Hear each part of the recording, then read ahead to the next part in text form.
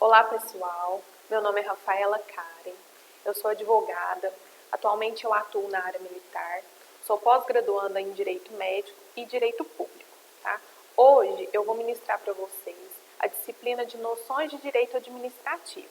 Vocês aí, aluno do Instituto Marx, do curso de Gestão de Segurança Pública e Privada.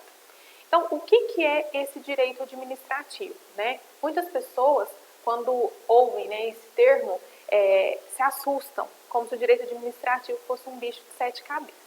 Então, inicialmente, pode parecer que é, mas aqui, ao decorrer de nossa aula, vocês vão verificar que nada mais é do que o que nós vivenciamos no nosso dia a dia e que nós temos contato direto com o direito administrativo. Eu vou falar com vocês o conceito. Vai aparecer na tela um slide, acompanhe comigo.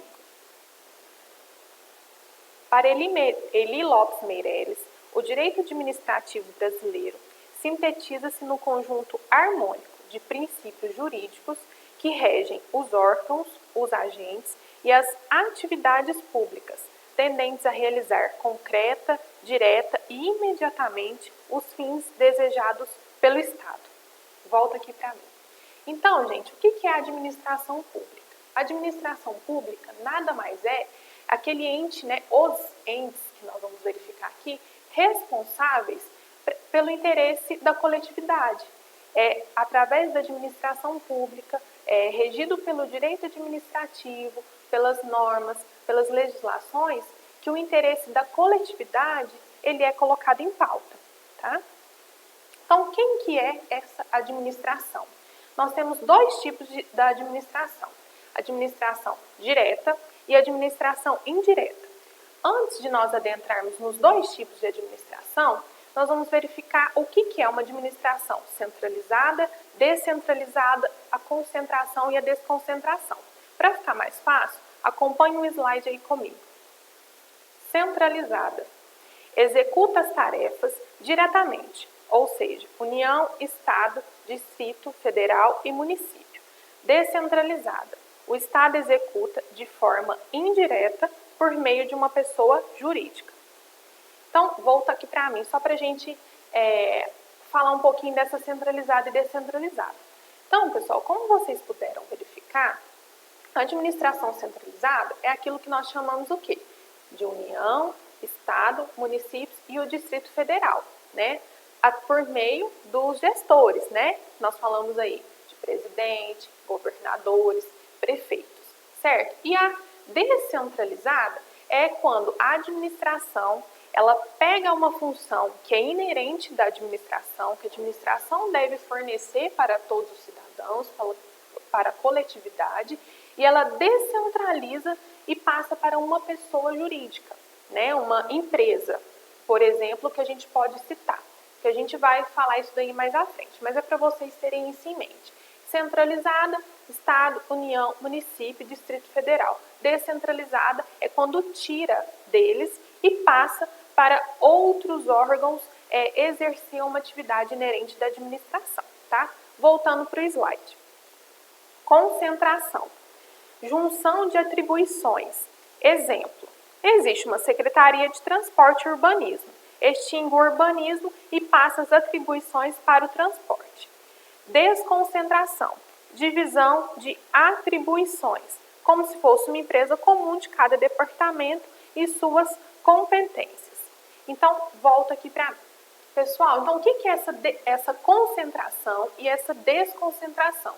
A concentração é quando junta atribuições. Por exemplo, existe uma secretaria, né, como eu citei no exemplo, de transporte e urbanismo. E aí, extingue o urbanismo e passa as atribuições para o transporte. Ou seja, existe uma secretaria de transporte, mas ela está responsável também pelas atividades e pelas responsabilidades da Secretaria de Urbanismo. Então, concentrou tudo numa secretaria só. Como se concentra, extingue um departamento e concentra tudo num departamento só, mas aquela atividade, em nenhum momento ela vai deixar de ser exercida. Quando nós falamos em desconcentração, é quando divide as atribuições, assim como numa empresa. Uma empresa ela não é dividida por departamentos, né, por funções, por gestores. Então, né, numa empresa, se você quer resolver uma questão, quando nós falamos financeira, você às vezes vai procurar o RH.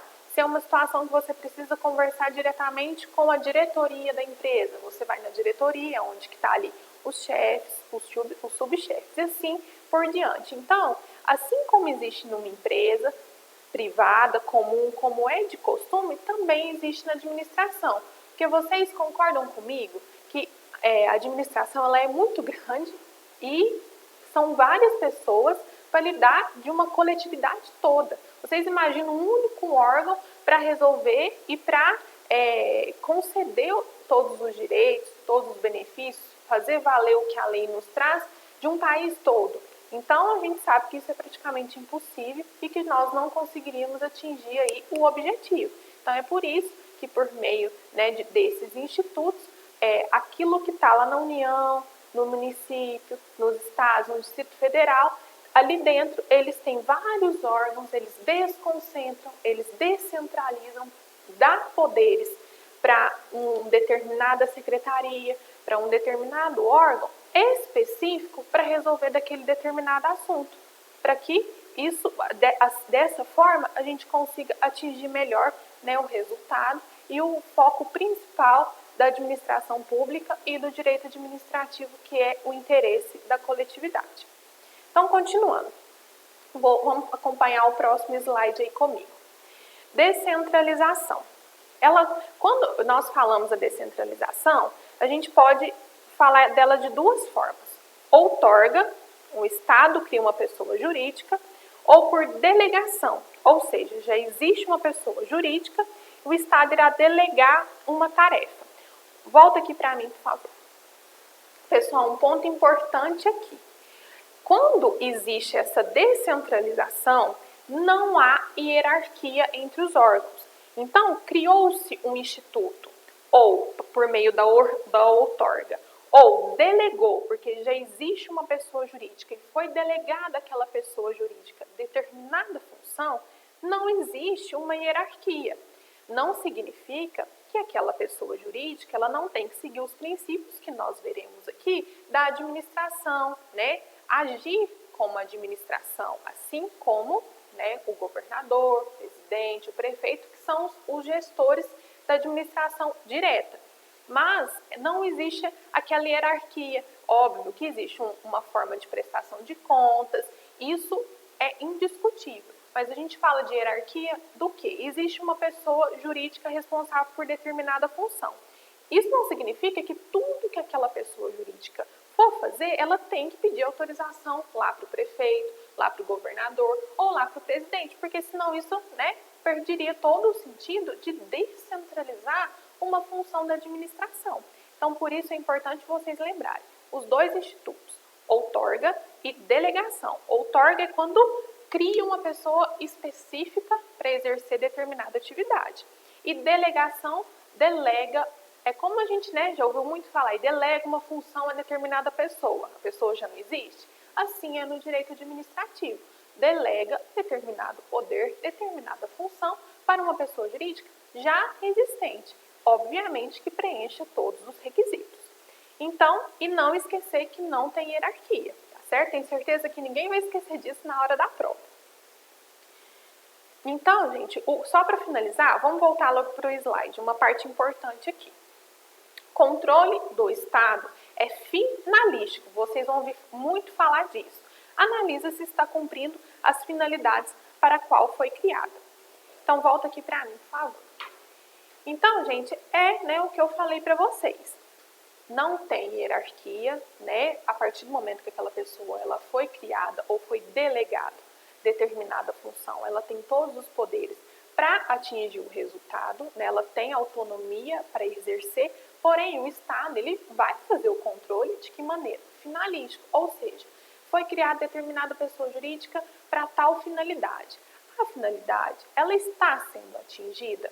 Aquela pessoa jurídica ali está prestando o serviço para a coletividade, o serviço que nós ordenamos ou determinamos que fosse feito, ou está tendo desvio, tá? Eu vou dar um exemplo aqui para vocês. Foi criada ou foi delegada a determinada pessoa jurídica para cuidar do transporte público ou para cuidar da iluminação pública. Existe aquela função. Então, ela tem autonomia de, né, gerir ali internamente para poder atingir o resultado que é levar para a população aquele serviço. Então, qual que é o controle do Estado? Verificar se esse órgão está levando o que é o objetivo, que é a iluminação ou o transporte, e sem desviar, né? Porque às vezes tem uma empresa aí responsável pela iluminação que está prestando um serviço de telefonia, por exemplo, a terceiros, que não é aquela finalidade. Então, o controle do Estado é exatamente esse: verificar se está cumprindo aí aquele objetivo da qual ela foi criada ou para a qual ela foi delegada, certo? Vamos voltar para a tela aqui para o próximo slide. A administração, ela pode ser direta ou indireta, como nós já falamos. A direta, né, nessa esfera, acomoda-se a prestação de serviços públicos diretamente ligada ao Estado e órgãos referentes ao poder federal, estadual e municipal. A administração direta possui autonomia, uma vez que seus orçamentos são subordinados às esferas das quais fazem parte: a Presidência da República, os ministérios do governo federal e as secretarias do Estado compõem esse tipo de gerenciamento. Então, pessoal, vamos voltar aqui para mim, por favor. Como nós falamos, essa é a administração direta, né? União, Estado, município, Distrito Federal, por meio dos seus gestores, né? E administração indireta. Voltando para o slide, só para vocês não esquecerem, a gente está reforçando muito isso, que isso é muito importante. Caracteriza-se por administração indireta quando o Estado transmite a realização de determinadas funções para outras pessoas jurídicas que possuem autonomia administrativa e financeira, mas não política. Aqui a administração é descentralizada e está ligada à criação de entidades administrativas que têm personalidade jurídica. Isso é importante, gente, tem que ter personalidade jurídica. São exemplos, né, para vocês visualizarem: Banco do Brasil, o IBGE, Conselho Administrativo de Defesa Econômica e o Banco Central. Voltando aqui, por gentileza. Então, gente, tá ali alguns exemplos, né? A gente vai aprofundar eles agora, porque existe 4 tipos dentro dessa administração indireta. Importante ressaltar que tem que ser pessoa jurídica. Eu vou trazer um macetinho para vocês aqui no próximo slide, que vocês não vão esquecer quais são os tipos, né, que podem existir nessa administração indireta, que é o famoso FASE. Acompanhe no slide para mim. Então, vamos lá, gente. FASE, as entidades. Quem que é o F? Fundações públicas. O A, autarquia. S, sociedade de economia mista. E o E, empresas públicas. Voltando aqui para mim. Então, pessoal, sempre que vocês verificarem entidades da administração pública, entidades que fazem parte da administração indireta, sempre lembrem-se dessa sigla, FASE. Porque vocês, quando a gente remete a uma sigla, fica um pouco mais fácil de nós lembrarmos, porque são muitos nomes para gravarmos, para decorarmos. Então, por meio dessas siglas, isso facilita um pouco, né? Vocês vão ver aí que no direito administrativo a gente vai ter alguns macetinhos aí para auxiliar vocês, para lembrar no momento da prova e para a vida também aí, quem é concurseiro, em concursos públicos, essa disciplina aqui, ela é extremamente importante. Então, essa aula de hoje aí, eu sei que é um pouquinho complicado, quem está em casa, às vezes dá sono, mas vamos ter atenção, deu sono, pausa um pouquinho o vídeo, retorna, porque essa aula aqui, ela é de extrema importância, não só para o nosso curso, mas também para a vida de vocês, para vocês aplicarem aí no dia a dia e para quem é concurseiro ainda mais, tá certo? Então, gente, essas entidades, elas não foram criadas do nada, né? Ela está prevista lá no artigo 37 da Constituição Federal. Vai aparecer um slide aí para vocês acompanharem comigo. Então, gente, o artigo 37 traz que a administração pública direta e indireta de qualquer dos poderes da União, dos Estados, do Distrito Federal e dos municípios obedecerá o quê? Os princípios da legalidade, impessoalidade, moralidade, publicidade e eficiência, que a gente vai ver cada um daqui a pouquinho. E diz o quê? Que somente por lei específica poderá ser criada autarquia e autorizada a instituição de empresa pública, de sociedade de economia mista e fundação, cabendo à lei complementar, neste último caso, definir as suas áreas de atuação. Voltando aqui para mim. Então, gente, o que eu chamo a atenção de vocês nesse artigo? Vocês puderam verificar que eu, inclusive, coloquei em outra cor, que existem as palavras criada e autorizada. Então, quando nós falamos em autarquia, significa que é o quê? Uma pessoa jurídica que foi criada para determinado fim. Ela foi criada para aquele fim específico. Diferentemente das outras, que elas foram autorizadas, ou seja, elas é uma pessoa jurídica já existente, mas que elas foram autorizadas a exercer uma atividade específica da administração, certo? Então, dando continuidade aqui, o que é autarquia? Acompanhem comigo aqui no slide. Autarquias, né? É o serviço autônomo criado por lei, isso vocês não podem esquecer, com personalidade jurídica, patrimônio e receita próprios para executar atividades típicas da administração, que requeram para seu melhor funcionamento gestão administrativa e financeira descentralizada. Então, volto aqui para mim. Pessoal, antes de eu reforçar a questão das autarquias, eu só quero lembrar vocês o quê? Que quando nós falamos em administração, a gente não tem um contato direto com o que é administração, né? A gente tem contato através do quê? Dos seus agentes públicos, dos seus servidores. Então, quando a gente procura uma repartição pública, que a gente está em contato com o servidor, a gente já pode falar que está em contato com a administração, tá? Então, é dessa forma que nós temos esse contato com a administração e que a administração tem o contato com o cidadão. Por isso a importância dessas entidades, né, da descentralização. Por quê? Para que a gente possa atender aí todas as necessidades, tá certo? Então, voltando aqui. A autarquia, reforçando que ela é criada por lei, tem personalidade jurídica, patrimônio e receita própria.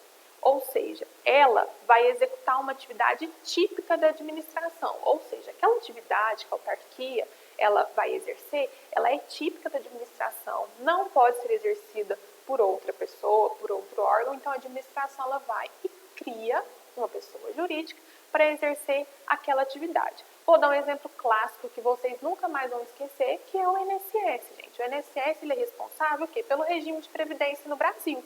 Então, ele foi criado para essa finalidade. Então, vocês podem verificar que quando nós precisamos resolver qualquer questão que diz respeito à previdência, qual órgão que a gente procura? O INSS. E o INSS faz parte da administração indireta. Ele é uma autarquia. Então, vocês estão conseguindo visualizar o que é o direito administrativo, o que é a administração? É o quê? É aquele órgão, aquela entidade, aquelas pessoas que prestam todo o serviço para a coletividade, que são serviços essenciais, que vocês já imaginaram? Um país sem previdência, sem um órgão responsável por esse regime? Então, né, a gente sabe que isso é impossível, principalmente agora, que muitas pessoas aí estão utilizando desse meio, né, devido à pandemia, ao Covid, muitas pessoas estão buscando saber mais, buscando fazer todos os seus cadastros. Então, é por meio do INSS, responsável pela Previdência, que a gente vai tratar de todo esse regime, tá certo? Então, passando aqui. Algumas características adicionais vai aparecer para vocês aí na tela no slide. Como eu já disse, exerce função típica do Estado, serviço público personificado. Gente, uma questão aqui muito importante. Volta aqui para mim rapidinho. Eu já falei para vocês que a autarquia ela é criada por lei. Então, a partir do momento que uma entidade ela foi criada por lei, ela só pode ser extinta da mesma forma, ou seja, por lei. Então, não tem como acabar com uma pessoa jurídica que seja autarquia, que não seja por lei, tá? Não pode ser feita uma resolução, não pode ser feito um papel lá falando a partir de hoje não existe mais o INSS, isso é ilegal. O procedimento correto é o quê? Tem que ter uma lei falando que a partir daquele momento aquela autarquia ela vai deixar de existir e, obviamente, foi substituída por outra, certo? Vamos voltar aqui.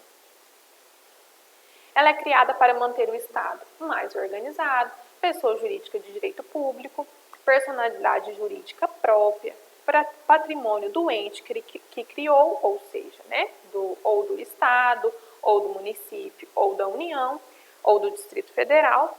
Orçamentos devem estar previstos na Lei Orçamentária Anual, possui imunidade tributária em relação a impostos, responsabilidade objetiva. Aqui, pessoal, nós chegamos num momento muito importante. Volta aqui para mim, por favor. Responsabilidade objetiva. Eu ia falar isso mais à frente, mas como a gente já chegou nesse instituto aqui, para não ser um bicho de 7 cabeças, para vocês entenderem o que é responsabilidade objetiva. Como eu disse para vocês, vamos no exemplo do INSS, tá? Para não confundir a mente de vocês. Quando vocês procuram INSS, vocês é atendido por um servidor público, correto? Esse servidor público, ele não está lá, vamos dar um exemplo, eu sou servidora pública do INSS, estou te atendendo. Eu não estou lá como Rafaela. Eu estou lá como Rafaela, servidora pública do INSS, que faço parte da administração indireta. Ou seja, ali eu sou administração e você, quando está sendo atendido, é administrado.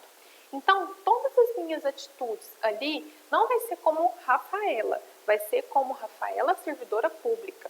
Então, vamos dar um exemplo aí que a gente, infelizmente, pode se deparar com um servidor, né, em um ente público, maltratando um cidadão, né, um administrado, maltratando de várias formas, né?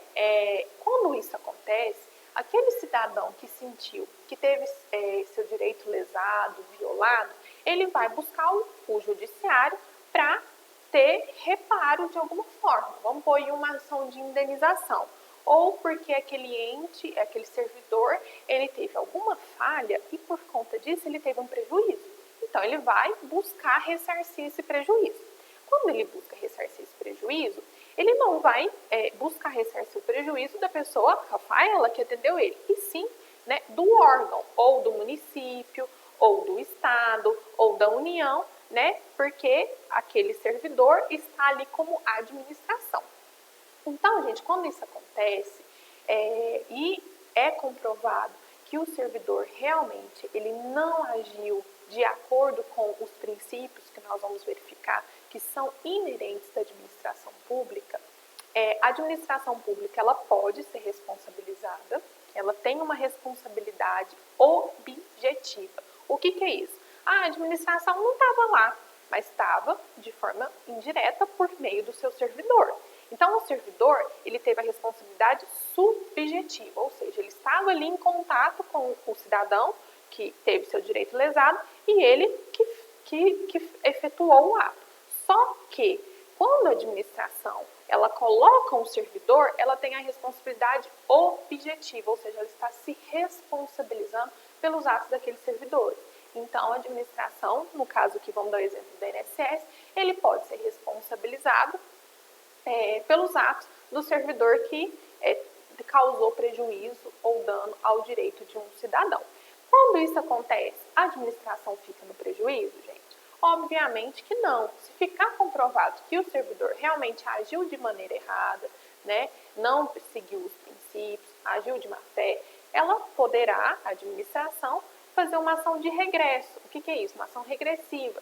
Solicitar, requerer que aquele prejuízo que a administração teve seja ressarcido. Tá certo? Um outro exemplo aqui, vamos aprofundar um pouco mais a respeito disso, que isso é muito importante. Eu tenho certeza que na hora da prova também vocês não vão esquecer. Por exemplo, vamos tratar aí de um militar, né? Ou de um policial militar. Ele está ali dirigindo uma viatura. Ele foi atender uma ocorrência, ou ele só está fazendo a patrulha, ele está dirigindo ali a viatura.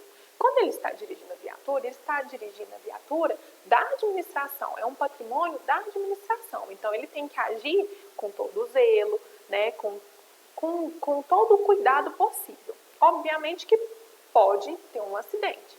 E desse acidente, existem duas formas. Ele pode ter culpa ou ele pode não ter culpa. Então, se houve um acidente com esse militar que estava responsável pela viatura, E se ficar, e teve um prejuízo, né? Porque a viatura ela estragou, teve que consertar, pode ter dado perca total, pode, né? E a administração teve um custo com isso. Então, vai ser instaurado um processo administrativo e se ficar comprovado que aquele militar que estava responsável pela viatura dirigindo, ele teve culpa no acidente, né? Ele não agiu, não foi prudente, né? Ele agiu de maneira desatenta, ou ele tinha que ter conferido determinado equipamento e não conferiu. Se ficar comprovado que teve culpa daquele militar, ele pode ter essa questão de regresso. Tá? A administração ela pode solicitar por meio de um processo administrativo, sendo garantido, obviamente, o direito de defesa do militar, mas ela pode pedir o ressarcimento de todos os valores que a administração teve de gasto. Tá certo? Vamos voltar lá só para finalizar o slide. Pessoa jurídica vinculada, regime de pessoal estatutário. Pessoal, não vou aprofundar muito nisso daqui, que nós vamos ver mais à frente como que funciona essa questão do regime.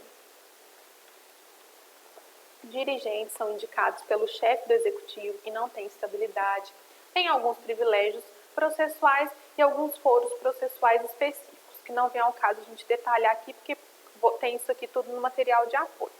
Então, vamos dar continuidade. Vai aparecer para vocês no slide também alguns exemplos para vocês gravarem. Voltando aqui, nós vamos falar da fundação. Desculpa, voltando aqui não, vamos voltar lá para o slide, pessoal, só para vocês lerem novamente. Fundação, entidade dotada de personalidade jurídica de direito privado, sem fins lucrativos, criadas em virtude de autorização legislativa, para que o desenvolvimento de atividades que não exijam execução por órgãos ou entidades de direito público, com autonomia administrativa, patrimônio próprio e pelos respectivos órgãos de direção e funcionamento custeados por recursos da União e de outras fontes. Então, vamos voltando aqui. Então, pessoal, o que é a fundação? Quando fala fundação, eu vou dar uma dica aí para vocês não esquecerem. Lembre sempre que é um órgão responsável por estudos científicos, por estatísticas, como nós temos de exemplo aí o IBGE. Então, sempre que fala em fundação, é algum órgão responsável por pesquisas, por estudos, por estatísticas. Como vocês puderam ver aqui, a principal diferença de autarquia é que a autarquia é criada por lei. Aqui, ele é de autorização legislativa, ou seja, é uma entidade que foi autorizada a exercer aquela atividade. E ela é de direito privado, porque aqui ela já não foi criada, não é uma atividade que tem que ser exclusivamente realizada pela administração. Pode ser realizada por um terceiro desde que é autorizada. Então, ela é de direito público, tá? Aqui é as principais características. Vai aparecer para vocês um próximo slide aí também. Outras características. Patrimônio público personificado, criação autorizada por lei, como a gente mesmo verificamos, regime estatutário, foros processuais específicos. Pode ser de direito privado, se for autorizada por lei, também chamada de fundação governamental, e aqui existe uma exceção. Como eu falei para vocês, ela via de regra é direito privado, mas ela pode ser público se ela precisar ser criada. Isso daí vão ser casos muito específicos, tá? Trouxe alguns exemplos aí para vocês, uma regrinha que vai ficar fácil aí de vocês gravarem. Então, vamos para o próximo aqui, mantendo os slides para vocês acompanharem comigo. Empresas estatais, empresa pública e sociedade de economia mista, que são os outros duas entidades que estão faltando. Empresa pública é entidade dotada de personalidade jurídica de direito privado, com patrimônio próprio e capital exclusivo da União. Ela é autorizada por lei para a exploração de atividade econômica que o governo seja levado a exercer por força de contingência ou de conveniência administrativa, podendo revestir-se de qualquer das formas admitidas em direito. E a sociedade de economia mista, em contrapartida, é a entidade dotada de personalidade jurídica de direito privado também. Aqui ela é criada por lei para a exploração de atividade econômica sob a forma de sociedade anônima, cujas ações com direito a voto pertençam em sua maioria à União ou entidade da administração indireta. Então, gente, vamos lá. Vamos descomplicar todo esse conceito aí que eu passei para vocês. Empresa pública, gente, então, o próprio nome diz, né? Ela é uma empresa de personalidade jurídica, ela tem patrimônio próprio, mas ela também tem patrimônio da União, tá? Um exemplo claro de empresa pública: Correios e Caixa Econômica Federal. Quem nunca ouviu falar assim, a Caixa Econômica Federal tá para falir? Mas aí muitos falam assim, não, a Caixa nunca vai quebrar não, nunca vai falir. Por quê, gente? Porque ela possui um capital, né, exclusivo da União. Quando a gente fala de sociedade de economia mista, economia, lembra sempre dessa palavra. Por quê? Porque ela é uma entidade, aqui ela já foi criada, ela não foi autorizada para explorar atividades específicas que têm cunho financeiro. Um exemplo aqui, gente, a Petrobras e o Banco do Brasil. Tá? Vamos pensar aí no Banco do Brasil, que ele, quando vocês lembram de economia, lembra de dinheiro, lembra de banco. Vocês nunca mais vão esquecer desses exemplos, tá? Dando continuidade aqui, vai aparecer o slide para vocês aí das características.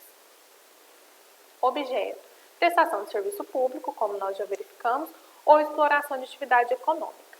São pessoas jurídicas de direito privado, com regime jurídico híbrido, que a gente vai verificar como que é esses regimes aí dos servidores, regime de CLT, não sujeitam à falência quando presta serviço público, é o que nós conversamos, né? Quando tem capital público, não há essa falência, não são paraestatais, contratam por concurso público e compram por meio de licitações. A gente vai verificar isso daí mais à frente, tá?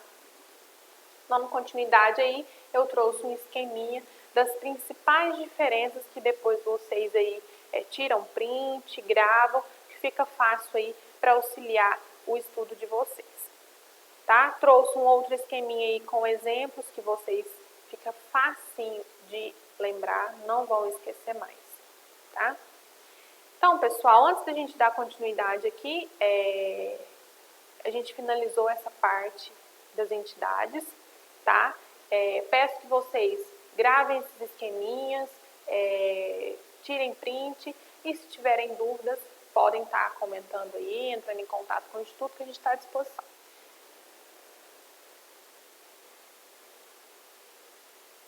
Pessoal, então, agora a gente vai entender um pouquinho como que o direito administrativo surgiu. Quais são essas fontes? Da onde que o direito administrativo tira todas as regras, tá? Vai aparecer um slide para vocês acompanharem comigo. Consideram-se fontes de uma determinada disciplina aquelas regras ou comportamentos que provocam o surgimento de uma norma posta. São as fontes onde o direito administrativo se baseia.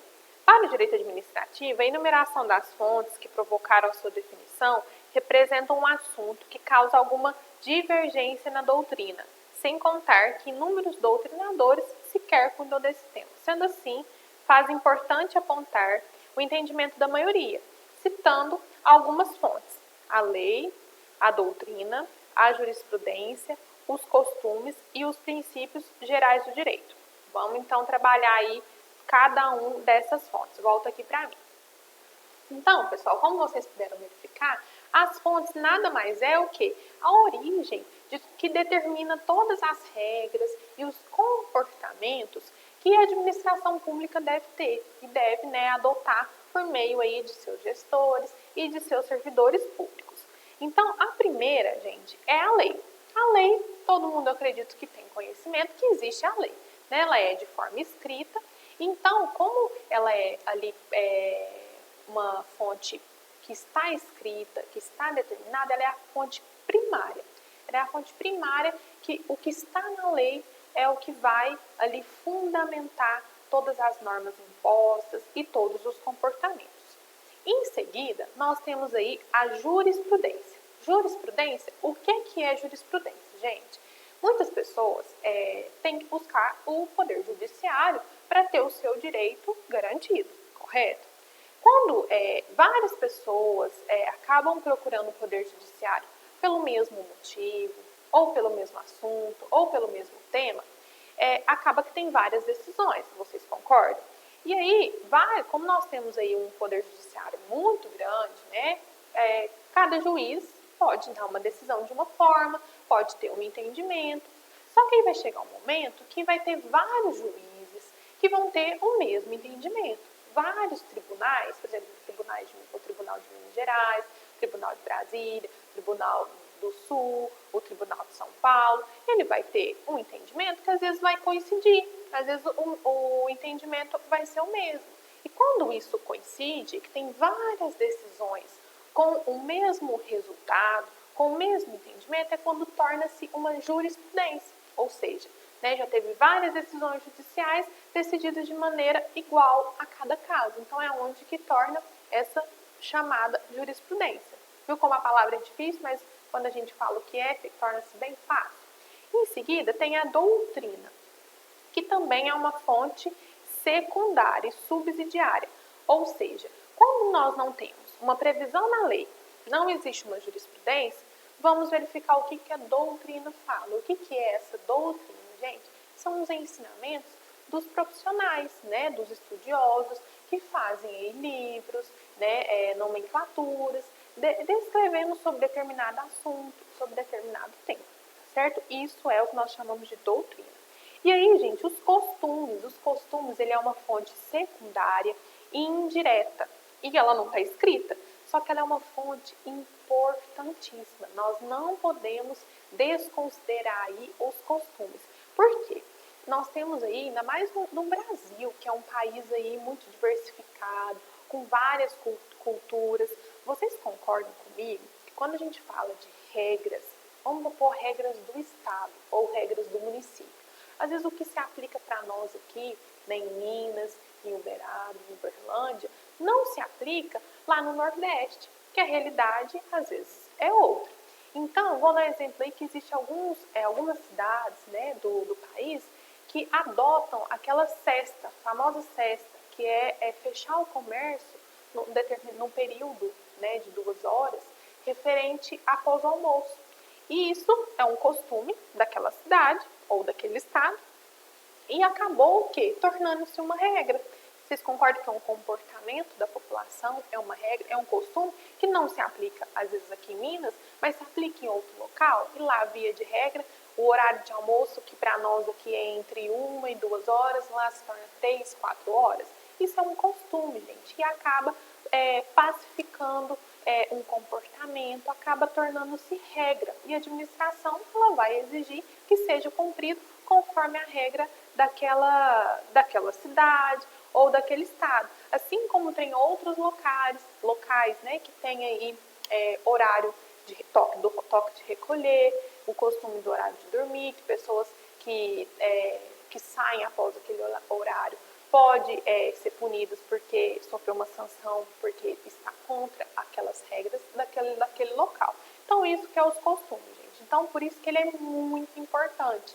Por quê? Porque quando a administração, por meio dos seus entes, das suas entidades, dos seus servidores, ela vai ditar determinada regra, ou ela vai conceder determinada situação em uma solicitação, ela vai utilizar também, além da lei, da jurisprudência e da doutrina, os costumes daquela região, daquela cidade, daquele estado, tá certo? Então, continuando aqui. Vou passar aqui que a gente... Então, gente, a gente já entendeu da onde que vem essas regras, da onde que gera o comportamento. Nós vamos adentrar agora aos princípios gerais do direito administrativo. Eu vou passar um slide aí para a gente ler um pouquinho, certo? Princípios gerais do direito administrativo. Alguns autores incluem ainda, como fonte desse ramo, os princípios gerais, que são critérios maiores, às vezes até não escritos, percebidos pela lógica ou pela indução. Vale dizer que são normas que representam a base do ordenamento jurídico, intrínsecas a essa norma legal, consideradas como orientações necessárias à exigência de justiça. Segundo Celso Antônio Bandeira de Mello, aí viu como a gente está citando a doutrina? Todas essas citações, gente, são doutrina, tá? Os princípios gerais do direito são vetores normativos subjacentes ao sistema jurídico positivo, não porém como um dado externo, mas como uma inerência da construção em que se corpifica o ordenamento.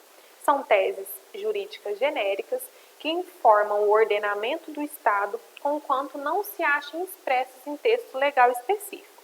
Podem citar alguns exemplos. Ninguém deve ser punido sem ser ouvido, não é permitido o enriquecimento ilícito, ninguém se beneficiará da própria malícia, além de outros. Nós temos aí a boa-fé, a moralidade, a legalidade, que são normas gerais de um ordenamento jurídico. Então, gente, continuando aqui, o direito administrativo possui duas pedras de toque, que nós falamos muito, como ensina Celso Antônio Bandeira de Mello.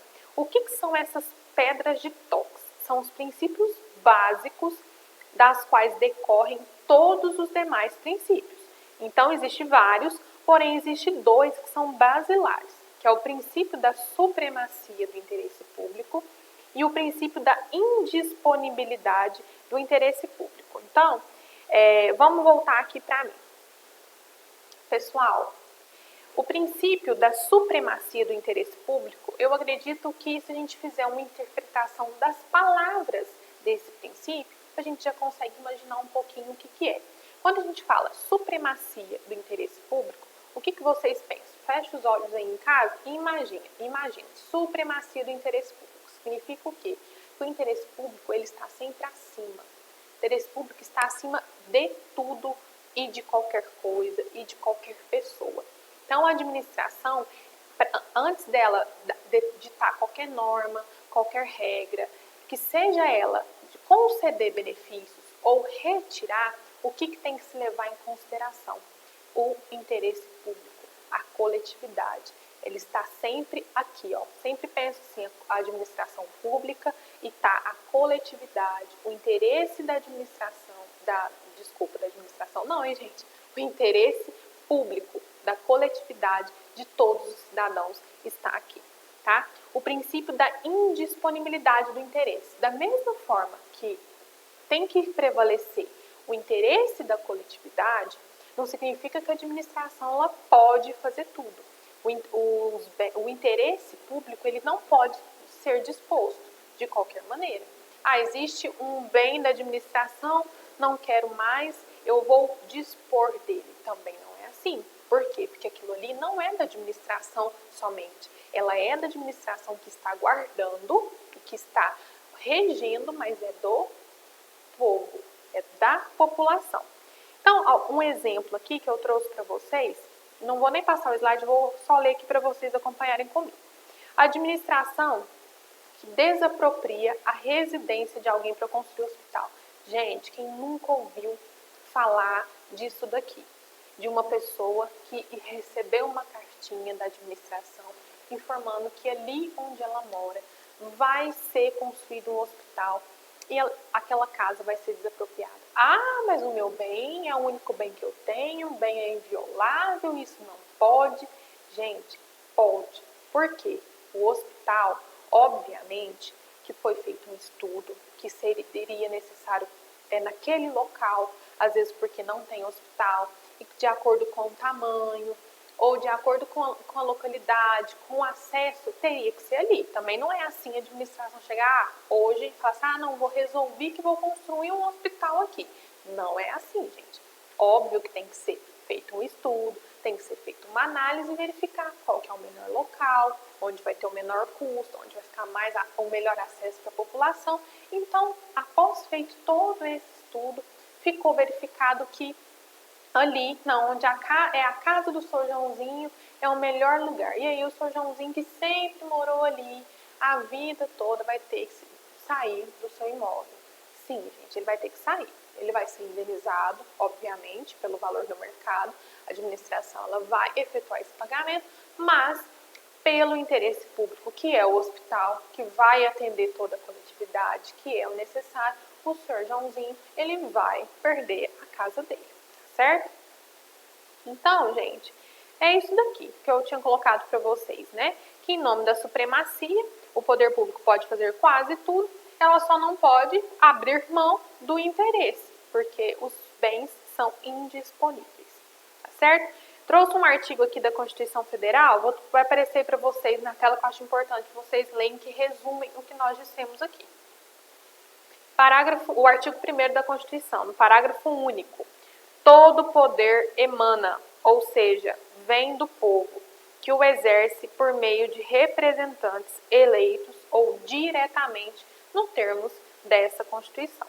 Então, voltando aqui, então, gente, por isso que é imprescindível, no momento aí, né, sem fazer política nem nada, mas no momento de escolher os nossos representantes, que tenhamos consciência que são eles que vão fazer valer todos esses nossos direitos. E que são eles que amanhã ou depois podem desapropriar o nosso imóvel para construir um hospital, que seja para o bem, né? Que seja construído vários hospitais dentro da necessidade, né? Certo?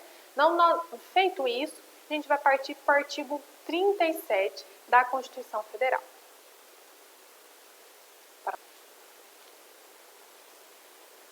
Artigo 37 da Constituição Federal, pessoal.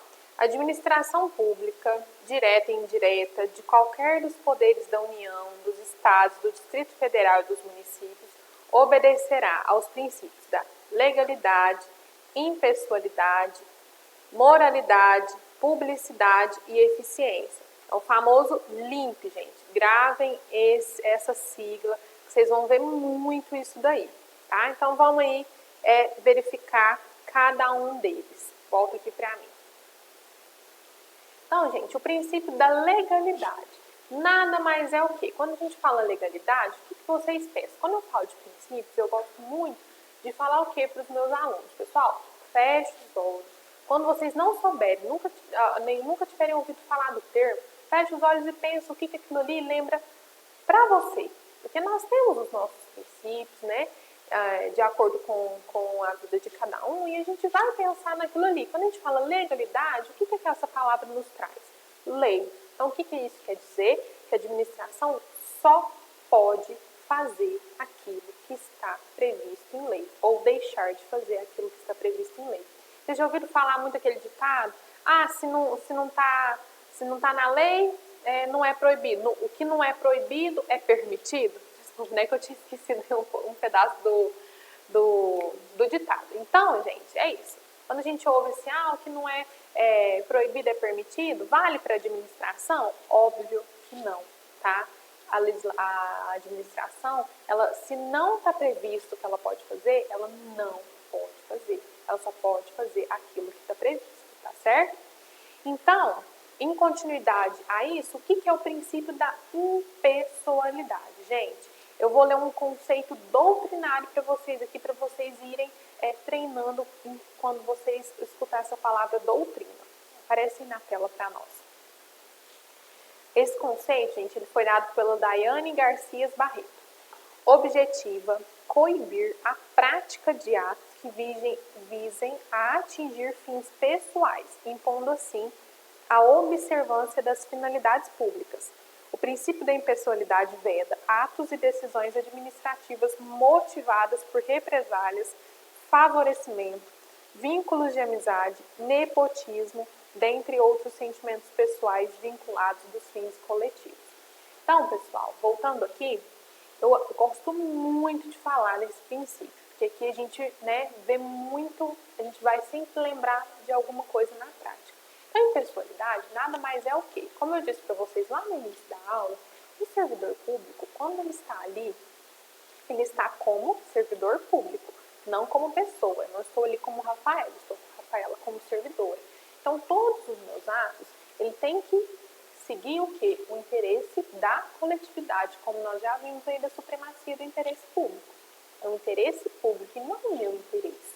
Então, infelizmente, nós podemos aí lembrar de alguns casos, cada um aí lembrando de casos pessoais, que ficou sabendo que determinado servidor favoreceu determinada empresa, favoreceu determinada pessoa. Então, gente, isso é totalmente proibido. É um princípio, impessoalidade. Você, quando está ali como servidor público, você está a serviço da pátria, você é parte da administração. Então, não pode ter essa questão de favorecimento, tá? Dentro da impessoalidade, a gente fala de nepotismo. Aposto que algum de vocês aí já tem ouvido falar desse nepotismo. Nepotismo, gente, é quando nós indicamos dentro da administração, em regra, né, a forma de ingresso dos servidores é por concurso. Mas existe aí os servidores que a gente pode falar dos cargos em comissão. Quando a gente fala em cargos em comissão, significa que aquele servidor público, né, ele tem o poder de indicar alguém comissionado, que não precisa de concurso público. Só que isso não significa, gente, que eu posso indicar aí meu esposo, meu filho, meu pai, minha mãe. Isso, gente, existe uma legislação, inclusive, né, que trata-se da improbidade administrativa e é considerado crime. Isso, gente, é nepotismo. Não pode, tá certo? Então, quando a gente fala cargo em comissão, vai ser bom, agora eu vou poder indicar toda a minha família. Não é assim, tá certo? E aí a gente tem também o nepotismo cruzado. O que é o nepotismo cruzado, gente? O nepotismo cruzado é quando o quê? Eu não indico aquela pessoa, né? O meu marido, o meu filho, minha mãe, meu pai. Só que aí eu peço para minha colega, né, que tem como indicar, que ela, né, existe ali na função dela também a possibilidade de indicar, cargo de comissão, indicar os meus parentes, eu indico os dela. Está certo, gente? Não está. Né? O pessoal quer burlar a lei, mas a lei, o legislador, ele já ficou um passo à frente nisso. Como já sabia que o brasileiro poderia dar um jeitinho, já cortou essa possibilidade. Então, tanto quando eu indico alguém da minha família, que eu vou até ler a súmula vinculante 13, vai aparecer para vocês aí na tela. O que é o nepotismo?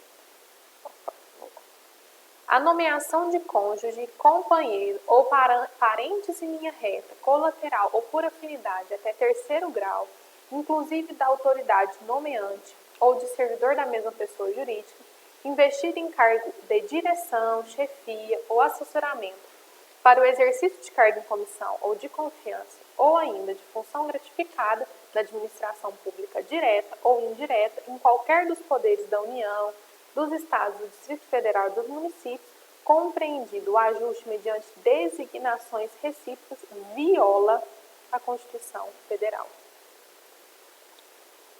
Então, gente, voltando aqui. O que essa súmula ela trouxe? Ela trouxe, além do nepotismo, o nepotismo cruzado. Que é isso que eu falei para vocês. Que a gente não pode indicar aí o parente da coleguinha, tá certo? E é importante ressaltar, gente, que isso não se aplica aos servidores públicos que ingressou na administração por meio de concurso público, tá? A gente pode ter coincidentemente trabalhando junto parentes no mesmo setor, por quê? Porque às vezes fez o concurso público, passou mérito e acabou coincidindo de ser a mesma especialidade, de trabalhar na mesma secretaria, no mesmo gabinete, tá? Isso, nós não estamos falando aqueles concursos públicos e também os agentes políticos, porque agente político, ele é eleito pelo povo. Então, quem escolheu que ele tivesse ali foi a população. O interesse público está prevalecendo e não o interesse particular de colocar um parente meu ali, certo? Então, seguindo, a gente já falou, né, dos dois princípios, vamos falar da moralidade agora, do M, do famoso LIMP. Eu vou colocar o conceito aí para vocês, voltando no slide anterior. Eli Lopes Meireles declara o quê? Que o agente administrativo, como ser humano dotado de capacidade de atuar, deve necessariamente distinguir o bem do mal, o honesto do desonesto, e ao atuar não poderá desprezar o elemento ético da sua conduta. Assim, terá que decidir somente entre o legal e o ilegal, o justo do injusto, o conveniente e o inconveniente, o oportuno e o inoportuno, mas também entre o honesto e o desonesto. Então, gente, voltando aqui. Como eu falei para vocês, quando vocês falam em moralidade, quando a gente pensa, é aquilo, o agente público ele tem que agir, né? O servidor público, o agente político, o agente público, ele tem que agir conforme nós agimos na nossa vida quando a gente fala em moralidade, em moral. Então, ele tem que agir dentro da legalidade, dentro da lei, porém ele tem que saber distinguir aquilo que é honesto e aquilo que é desonesto. Então, moralidade nada mais é o quê? Que agir com honestidade, né, gente?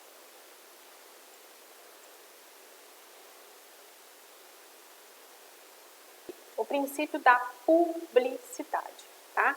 O que é isso, gente? Quando a gente fala publicidade, a gente já lembra o quê? Das propagandas, né? Do marketing, é exatamente isso. É mesmo dar conhecimento ao povo de tudo que a administração faz, tá? Então, todos os atos da administração, eles devem ser publicados. Eles não podem ser guardados numa caixinha ali que só os administradores sabem, não.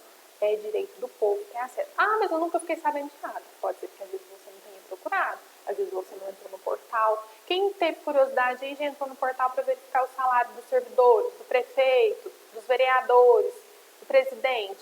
Gente, aquilo ali nada mais é que o quê? Obedecendo o princípio da publicidade. Tem que ser tudo público, porque é dinheiro nosso. Então, é direito nosso ter acesso, tá certo? Óbvio que aqui tem uma exceção, porque toda regra tem sua exceção. Quando a gente fala em publicizar uma informação ou um documento referente a uma pessoa e aquilo ali vai violar o direito daquela pessoa, de uma terceira, aí sim esse ato ele pode ser, né, deixado de ser publicado. Por quê? Porque envolve a segurança, ou a vida, ou os direitos de intimidade daquela pessoa. Né? O que é meu, o que é íntimo meu, às vezes é uma situação muito particular, que aquilo ali vai me gerar uma grande frustração. Então, é óbvio que tem que ver cada caso, aquilo ali não pode ser publicado, tá? Quando a gente fala em publicidade, gente, eu gosto muito de lembrar vocês do quê? Que todos os documentos, todos os requerimentos que a gente já possa ter feito na administração, é direito nosso ter acesso. A gente verifica muito, eu falo muito por mim, pela prática, o quê? Que a gente, como eu atuo muito com militar, eu estou atuando o quê? Com a administração, com o órgão público, com a União. Então, os entes, né, onde eles servem, onde eles passam, existe o quê? Documentos do histórico daquele militar. E aí, por muitas vezes, a administração nega o acesso aos documentos, ao histórico que é do próprio militar. Então, às vezes, ele tem um histórico, ele quer pegar aquele histórico, até inclusive para várias coisas. Ele precisa de comprovar que ele serviu o exército em determinado tempo, e às vezes a administração nega. Isso eu dei um exemplo da minha prática, mas isso a gente se aplica em várias coisas. Quem às vezes precisa de documento aí, de IPTU, de qualquer outro documento, que tenha feito solicitação e precisa de comprovar para levar em algum outro órgão. Então, a administração dificulta. Você tem que fazer um requerimento, e manda para um, manda para outro. Óbvio, existe um modelo que você deve seguir. Se eles pedem que tem que ser feito um requerimento por escrito, a lei fala que são 15 dias para fornecer, a gente segue, tá? Mas o que não pode é a administração negar. Professora, mas aí eu fui lá, solicitei, eles negaram, falou que não tem como fornecer esse documento. Gente, o Poder Judiciário está aí, tá? A gente tem uma ação judicial específica chamada habeas data, tá? Então, quando você tem o seu acesso a certidões do seu interesse, a gente não está pedindo de terceiros, a gente está pedindo do seu interesse, e foi negado, você pode recorrer ao Poder Judiciário por meio de uma ação específica chamada habeas data, certo? Então, dando continuidade aqui, gente, dentro ainda da publicidade. Quando a gente fala que tem o dever de publicar todos os atos, alguns gestores, né, podem tentar utilizar da publicidade para se promover pessoalmente. Por exemplo, vou dar um exemplo aqui que vocês nunca mais vão esquecer. Eu vou ter que entrar em política aí, gente. Quem nunca ouviu falar assim, o Lula criou o Bolsa Família. O Lula criou o ProUni. Gente, isso tá errado. Por quê? Foi no governo do Lula. O Lula como presidente, tá? Não foi o Lula como pessoa. Então, aquilo ali, esses marketings que utiliza, está promovendo pessoalmente. Por quê? Porque quando a gente fala, a mente liga o quê? O ato à pessoa. E isso está errado. Não pode. Os servidores públicos, os gestores, não pode se utilizar em relação ao prefeito fulano de tal e criou, fundou o hospital tal. Gente, não pode. Por quê? Porque ele está se promovendo pessoalmente por meio da administração, por meio do princípio da publicidade. Então, o quê? Óbvio que o governo, enquanto presidente, enquanto prefeito, criou aquele benefício, criou aquele hospital e assim por diante, tá? Mas ele não pode se utilizar para se promover, tá? Então, por isso, inclusive, que é proibido o nome de prefeitos, né, de agentes públicos em ruas e hospitais. Exatamente para... Mas já imaginou aí? Vamos colocar hospital Bolsonaro. O quê? Para se promover, gente. Não pode. Tá? É por isso que é, inclusive, proibido. Vamos lá. Eficiência. Vamos ler aí comigo no slide o conceito. Vou tomar uma água aqui.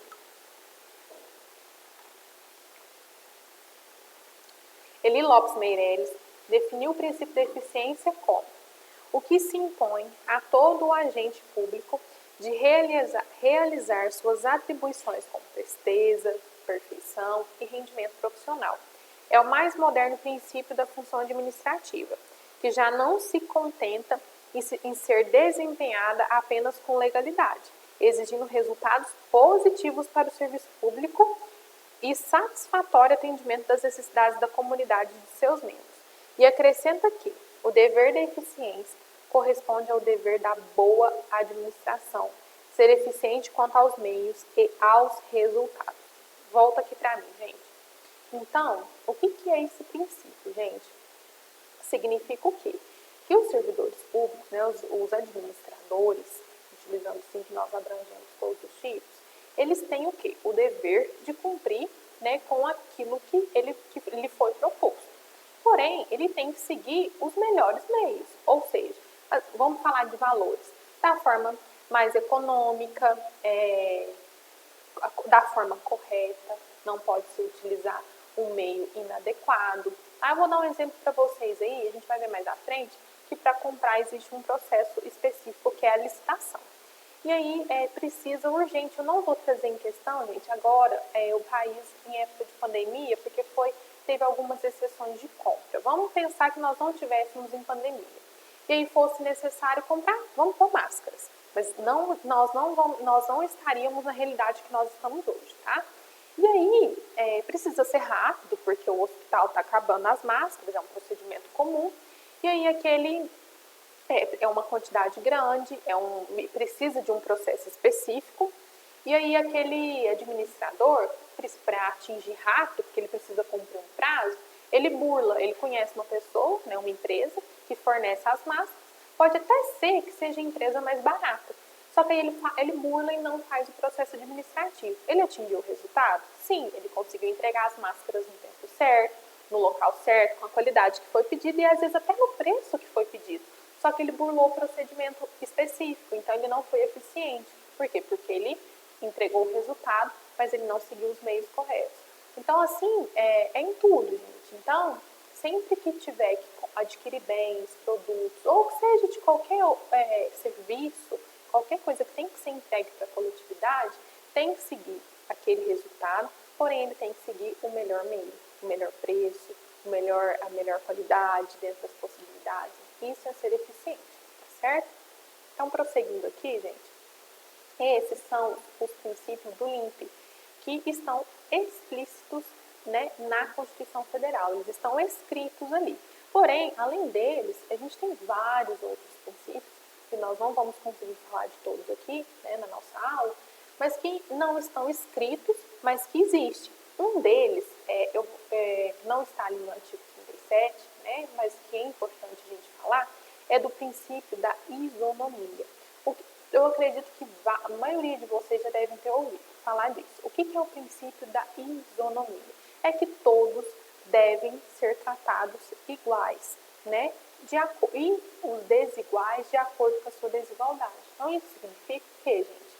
que quando a administração, né, vamos falar aí no âmbito geral, federal, ela vai determinar alguma sanção ou conceder algum benefício, tem que ser para todos, né, direitos iguais, porém, obviamente, observando a peculiaridade de cada região, de cada local. Às vezes, um local que precisa mais dá mais, um local que precisa menos dá menos.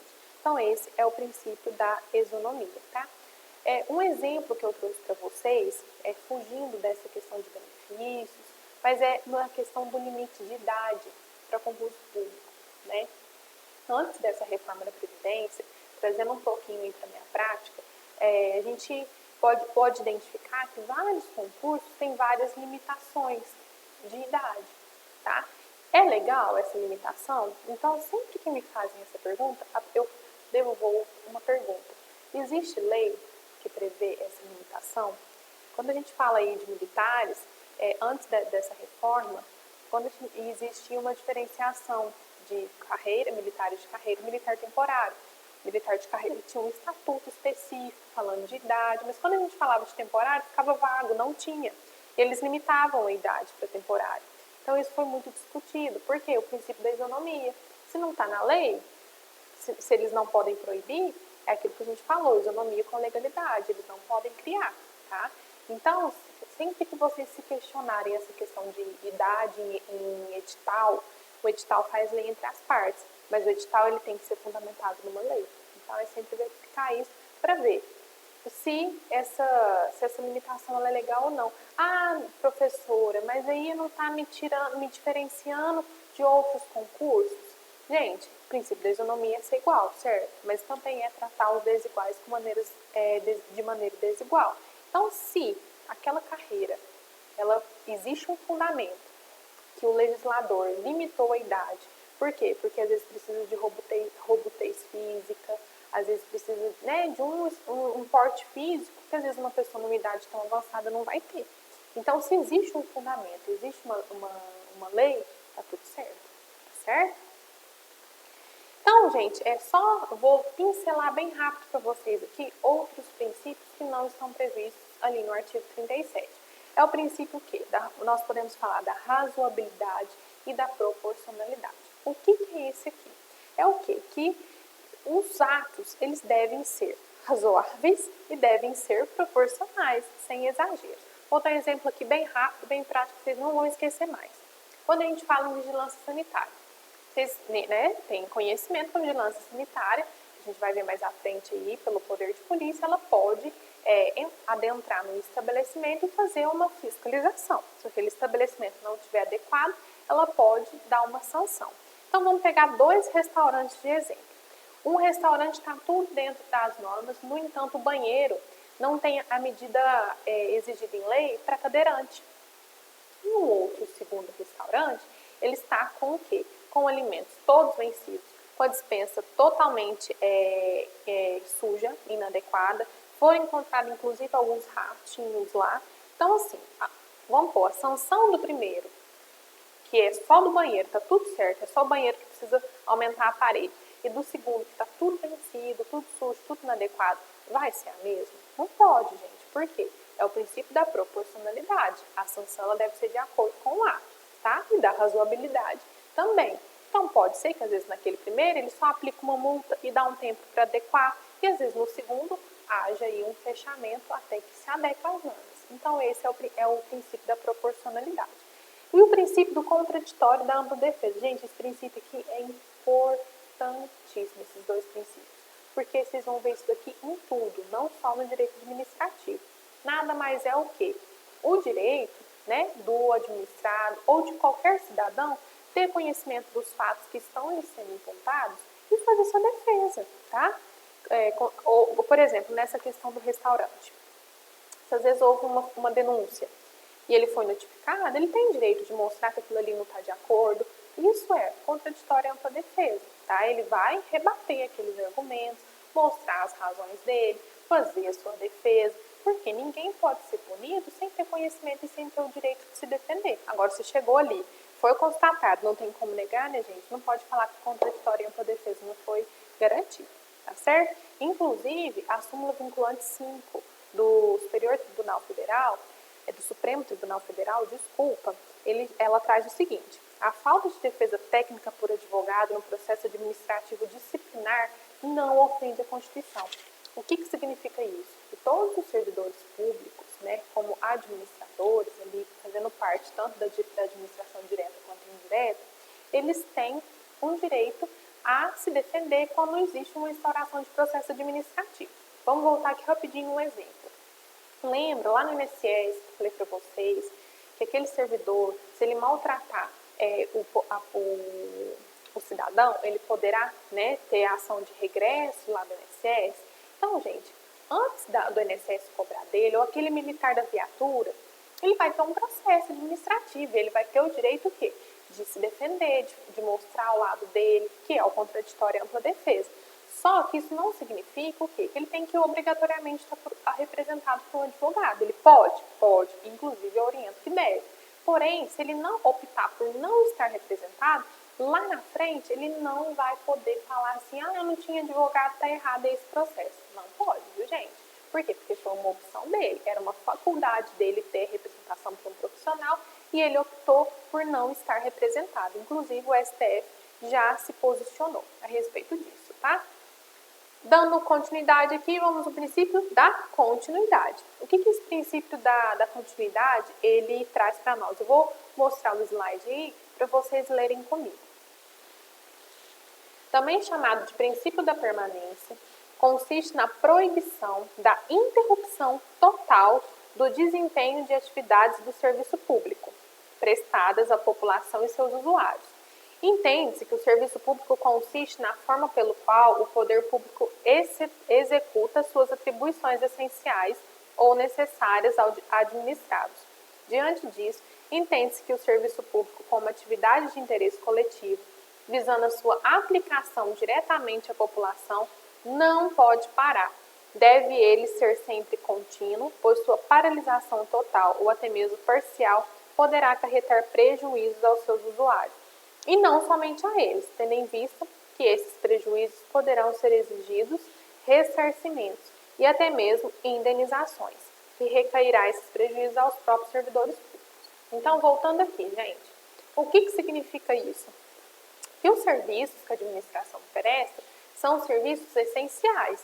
Vamos falar aí de saúde, vamos colocar aí iluminação pública, por exemplo, serviço de transporte coletivo, o serviço de água devidamente canalizada e limpa, né? Então, quando a gente fala assim, significa o quê? Que toda a população necessita daquele serviço, porque ele é essencial à vida, ao dia a dia.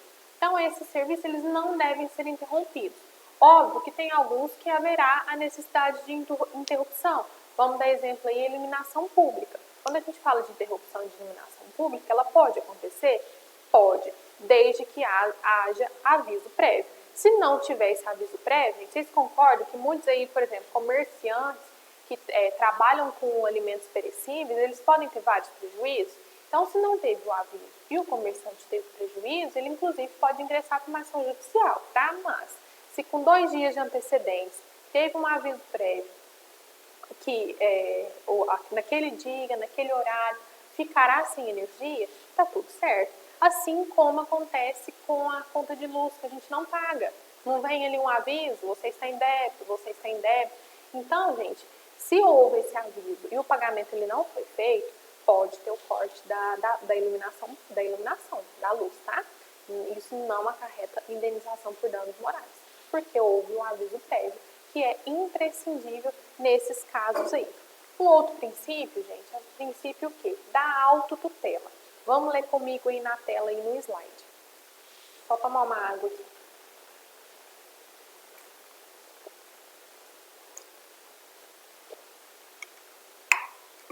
A autotutela estabelece que a administração pública possui o poder de controlar os próprios atos, anulando-os quando ilegais e revogando-os quando inconveniente ou inoportuno.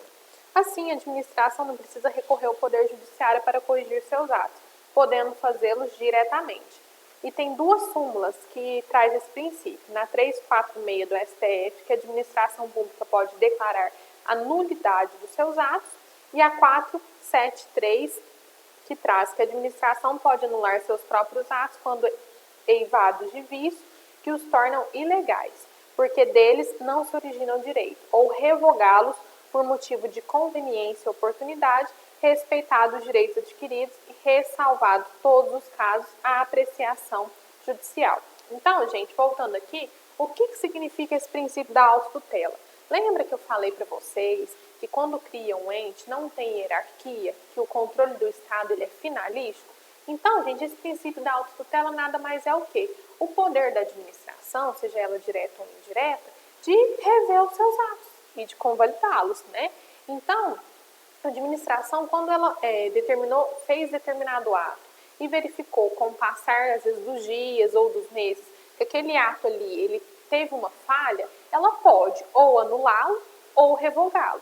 Ela vai anular quando o ato for ilegal, ou seja, ele não poderia ter existido porque ele estava ilegal daquela maneira. Ele tinha que ter sido feito de outra forma e que não dá para sanar, não é um vício que dá para consertar, digamos assim. Então ela vai anular. Quando anula, os atos é como se ele nunca tivesse existido. Os efeitos retroagem lá na data em que ele foi criado. E revogá-lo, né, quando às vezes ele é inconveniente ou inoportuno, a partir daquele momento não faz sentido ele existir mais.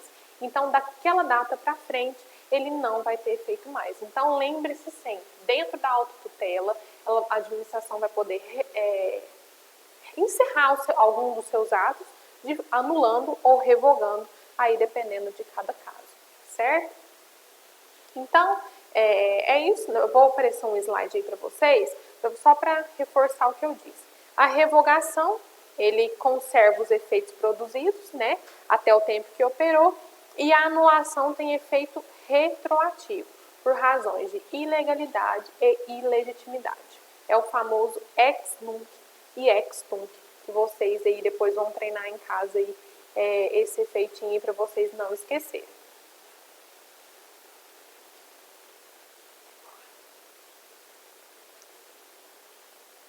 Por fim, nós temos aí a presunção de legitimidade, gente.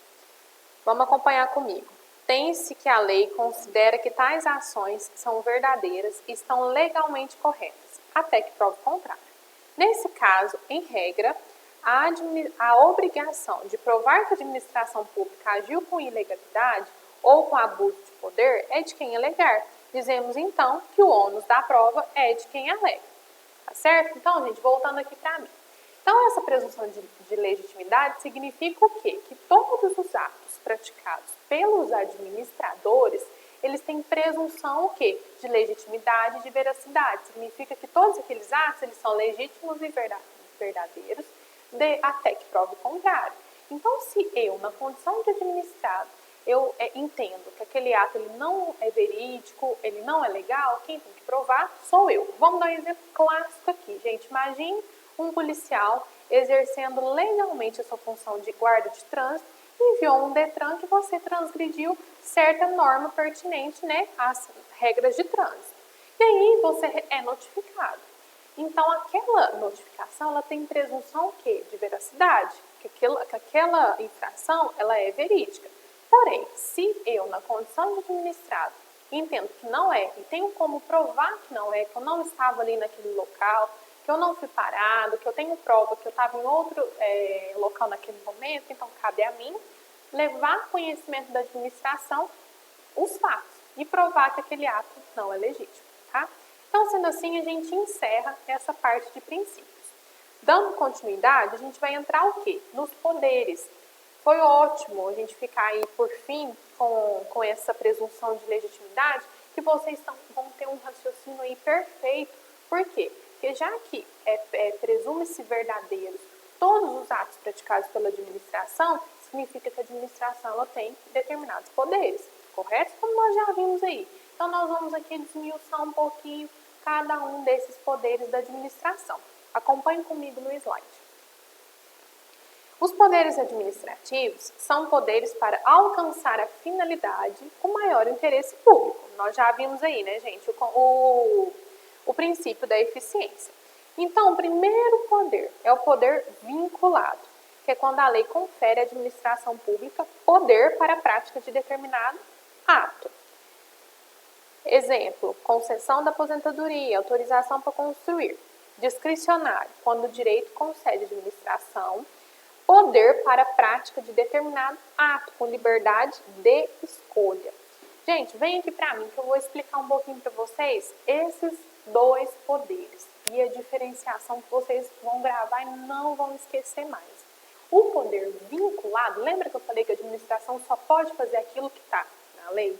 Então, esse poder vinculado nada mais é o quê? Que a administração cumprir o poder que a lei lhe confere. Então, se a lei confere poder para a administração, por exemplo, conceder a aposentadoria para uma determinada pessoa, desde que preenchido todos os requisitos, se aquele cidadão chegou ali no órgão público, preencheu todos os requisitos, não cabe à administração fazer escolha se deve ou não conceder. Ela tem que conceder, porque a lei fala, preenchido todos os requisitos, deverá cumprir. Esse é o poder vinculado à lei e ao preenchimento dos requisitos, tá certo? Quando a gente fala de discricionário, aí já complica um pouco mais para o cidadão. Eu falo complica por quê? Porque vai ficar a cargo da administração a escolha dentro, né, daquilo que a lei lhe previu. Então, ela vai fazer o exame do mérito da situação. Eu vou dar um exemplo. A lei traz o quê? Que a administração deverá punir aquele servidor que fez realizada infração, tá? E aí, dentro daquela infração, tá assim, pode punir suspensão de 10 a 30 dias. Vocês estão vendo comigo que a lei determinou que a administração deverá punir se ele cometeu aquela infração. Só que a lei, ela deu prazo o quê? De 10 a 30 dias. Então, vai caber à administração ou ao ente responsável a analisar a situação. Aquele caso é tão grave assim, é menos grave um pouquinho, eu vou dar 10 ou eu vou dar 30? Então, esse é o poder discricionário. E, gente, quando a gente fala de poder discricionário, é muito difícil discutir isso na justiça. Eu falo porque eu vivencio isso aí diariamente. Quando, principalmente se tratando da questões de punições disciplinares de servidores, porque exatamente por esse poder discricionário. Se a lei trouxe que a administração pode, a administração pode. Quando a lei fala, a administração pode. Se a administração pode escolher entre uma coisa e outra e escolheu por uma, tá tudo certo. É muito difícil o juiz modificar, tá certo? Então é importante vocês sempre lembrar que existe o vinculado, que é só aquilo que está na lei, e existe o discricionário, que a administração poderá fazer escolha do que está na lei. Não é inventar, viu, gente? Se ele está de 10 a 30, ela não vai dar 45, não pode inventar. Mas é de acordo com o que está previsto na lei, certo? Dando continuidade aos poderes, vamos acompanhar no slide comigo. Poder normativo. O que é esse poder normativo, gente? Da administração pública a possibilidade de editar atos normativos, portarias, decretos, instruções normativas, embora a atividade normativa seja do legislativo, tá certo? Mas cabe ao executivo expedir regulamentos e outros atos normativos de caráter geral e com efeitos externos. É inerente do poder executivo. Há controle judicial quanto à legalidade e constitucionalidade. Então, gente, voltando aqui para mim. Aqui eu vou dar um exemplo clássico que nós estamos vivenciando nesse momento no Brasil. Quantos decretos estamos tendo aí? De quanto esses decretos foram discutidos? Quem não ouviu falar aí? Quem não leu uma notícia? Que determinada cidade, determinado estado fecharam as barreiras de entrada, que isso é inconstitucional, que isso é ilegal. Aí está lá o presidente, que às vezes discorda, só que o presidente não tem poder porque é do estado, foi o estado que determinou. Então, gente, por que muito se discute, muitos têm essa briga? Exatamente por esse poder normativo. Por quê? Em circunstâncias necessárias, como é que nós estamos vivendo hoje, o executivo, que são os gestores, prefeitos, governadores, inclusive o presidente da República, eles têm o poder, mesmo que eles não fazem parte do legislador, que é quem faz as leis, em caso específico, eles podem emitir decretos, tá? emitir portarias, instruções normativas, regulando ou concedendo algum direito ou algum benefício. Então, gente, o decreto municipal, por exemplo, que fecha o comércio, que abre o comércio, é totalmente legal. O prefeito, ele tem esse poder que está previsto na lei. Então, viu como o direito administrativo, gente, é muito importante, que a gente está vendo isso todo dia na televisão agora. Então, é importante a gente saber, porque muitas vezes pergunta, será que o prefeito pode? Será que ele podia? Pode, gente. Pode, porque é poder normativo. Óbvio que tem que verificar cada caso, a questão das estradas, se ficou discutido, do direito de ir e vir, isso tem que ser analisado. Mas que o executivo tem o poder de emitir um decreto, ele tem, tá certo? Então, vamos para o próximo aqui. Acompanhe comigo no slide. Poder hierárquico é o meio de que dispõe a administração pública para distribuir e escalonar as funções dos órgãos públicos, estabelecer a relação de subordinação entre seus agentes e ordenar e rever a atuação de seus agentes. Vamos ver dois institutos, gente, importantíssimos. Quais que são eles? A avocação e a delegação. O que é essas palavras? Não são bichos de sete cabeças, não, gente. A avocação, ela transfere o exercício da competência do órgão inferior para o superior.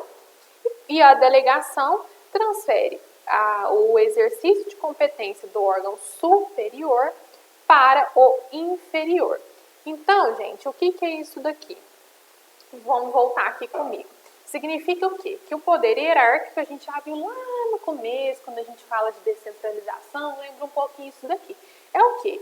Que dentro ali da administração existem funções. E essas funções, ora, podem ser repassadas para um ou podem ser chamadas para outro, certo? A avocação é quando o quê? É uma função de um... Vamos supor que eu sou o chefe daquela função, daquele órgão. E aí tem um inferior que tem determinada função a mim, um subordinado. Eu pego para mim aquela função, aquele ato, porque ele está ausente ou porque é uma situação que necessitou. Então isso é avocação. Eu vou chamar para mim, naquele ato, a função de uma outra pessoa que é inferior a mim. Ao contrário de delegação. Por exemplo, uma função minha e naquele momento eu não vou poder estar. E é uma função que eu posso delegar, que existem exceções que a gente vai verificar. Aí eu faço a delegação daquele ato. Para aquele ato, o fulano de tal, que é meu subordinado, pode me representar. Isso eu estou delegando a ele esse poder. Então, gente, o artigo 13 da Lei 9.784 de 99, ele traz dois objetos, três na verdade, que não podem ser delegados. Como eu disse para vocês, que é quando pode eu passar uma função minha para um subordinado. Quais são eles? A edição de atos normativos, ou seja, o que a gente falou aí, eu não posso passar para um subordinado fazer uma norma, no caso aí um decreto, tá? Tem que ser o prefeito não pode passar para outra função, um subordinado, porque aquela função é inerente do prefeito. A decisão de recurso administrativo, gente, perde todo sentido, né? Se a decisão ela tem que chegar no superior, eu passar para o inferior, quebra totalmente a cadeia de comando e de hierarquia e aí perde todo o sentido. E as matérias de competência exclusiva da autoridade ou do órgão. Então, se é uma matéria de exclusividade do chefe, tem que ser o chefe. Nesses outros que não estão aqui inclusos, eu posso delegar aquele ato. Mas aí, gente, a delegação é para aquele ato somente, assim como a vocação. Não é para tudo, tá? Não é porque eu estou representando a função do meu subordinado ou o meu subordinado vai representar todas as funções minhas sempre. Não. Eu vou fazer um ato de delegação para uma função de delegação para aquele ato específico, tá certo? E aí, gente, nós vamos entrar aqui num poder que é muito falado, que é o poder disciplinar. Vamos acompanhar comigo na tela, enquanto eu tomo uma água aqui.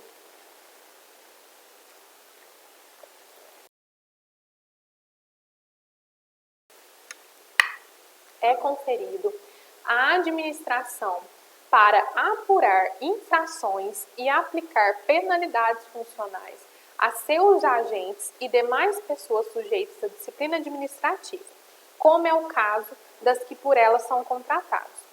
Ato vinculado e motivado. discricionário na quantidade de punição. Então, gente, esse poder disciplinar, voltando aqui para mim, é o quê? É aquele poder que a gente vem falando aqui, de aplicar uma sanção, tá certo? Óbvio que tem a questão do ato vinculado, que a gente já verificou, e do ato discricionário. Tem que, quando o servidor ou o agente, quando ele vai a esse poder disciplinar de aplicar uma sanção, ele tem que verificar se é motivado ou se é discricionário, tá certo? E por fim, gente, a gente vai adentrar aí no famoso poder de polícia. Vamos acompanhar comigo o slide aí. O poder de polícia é a atividade da administração pública que, limitando ou disciplinando direitos, interesses ou liberdades individuais, regula a prática ou ato ou abstenção de fato em razão do interesse público.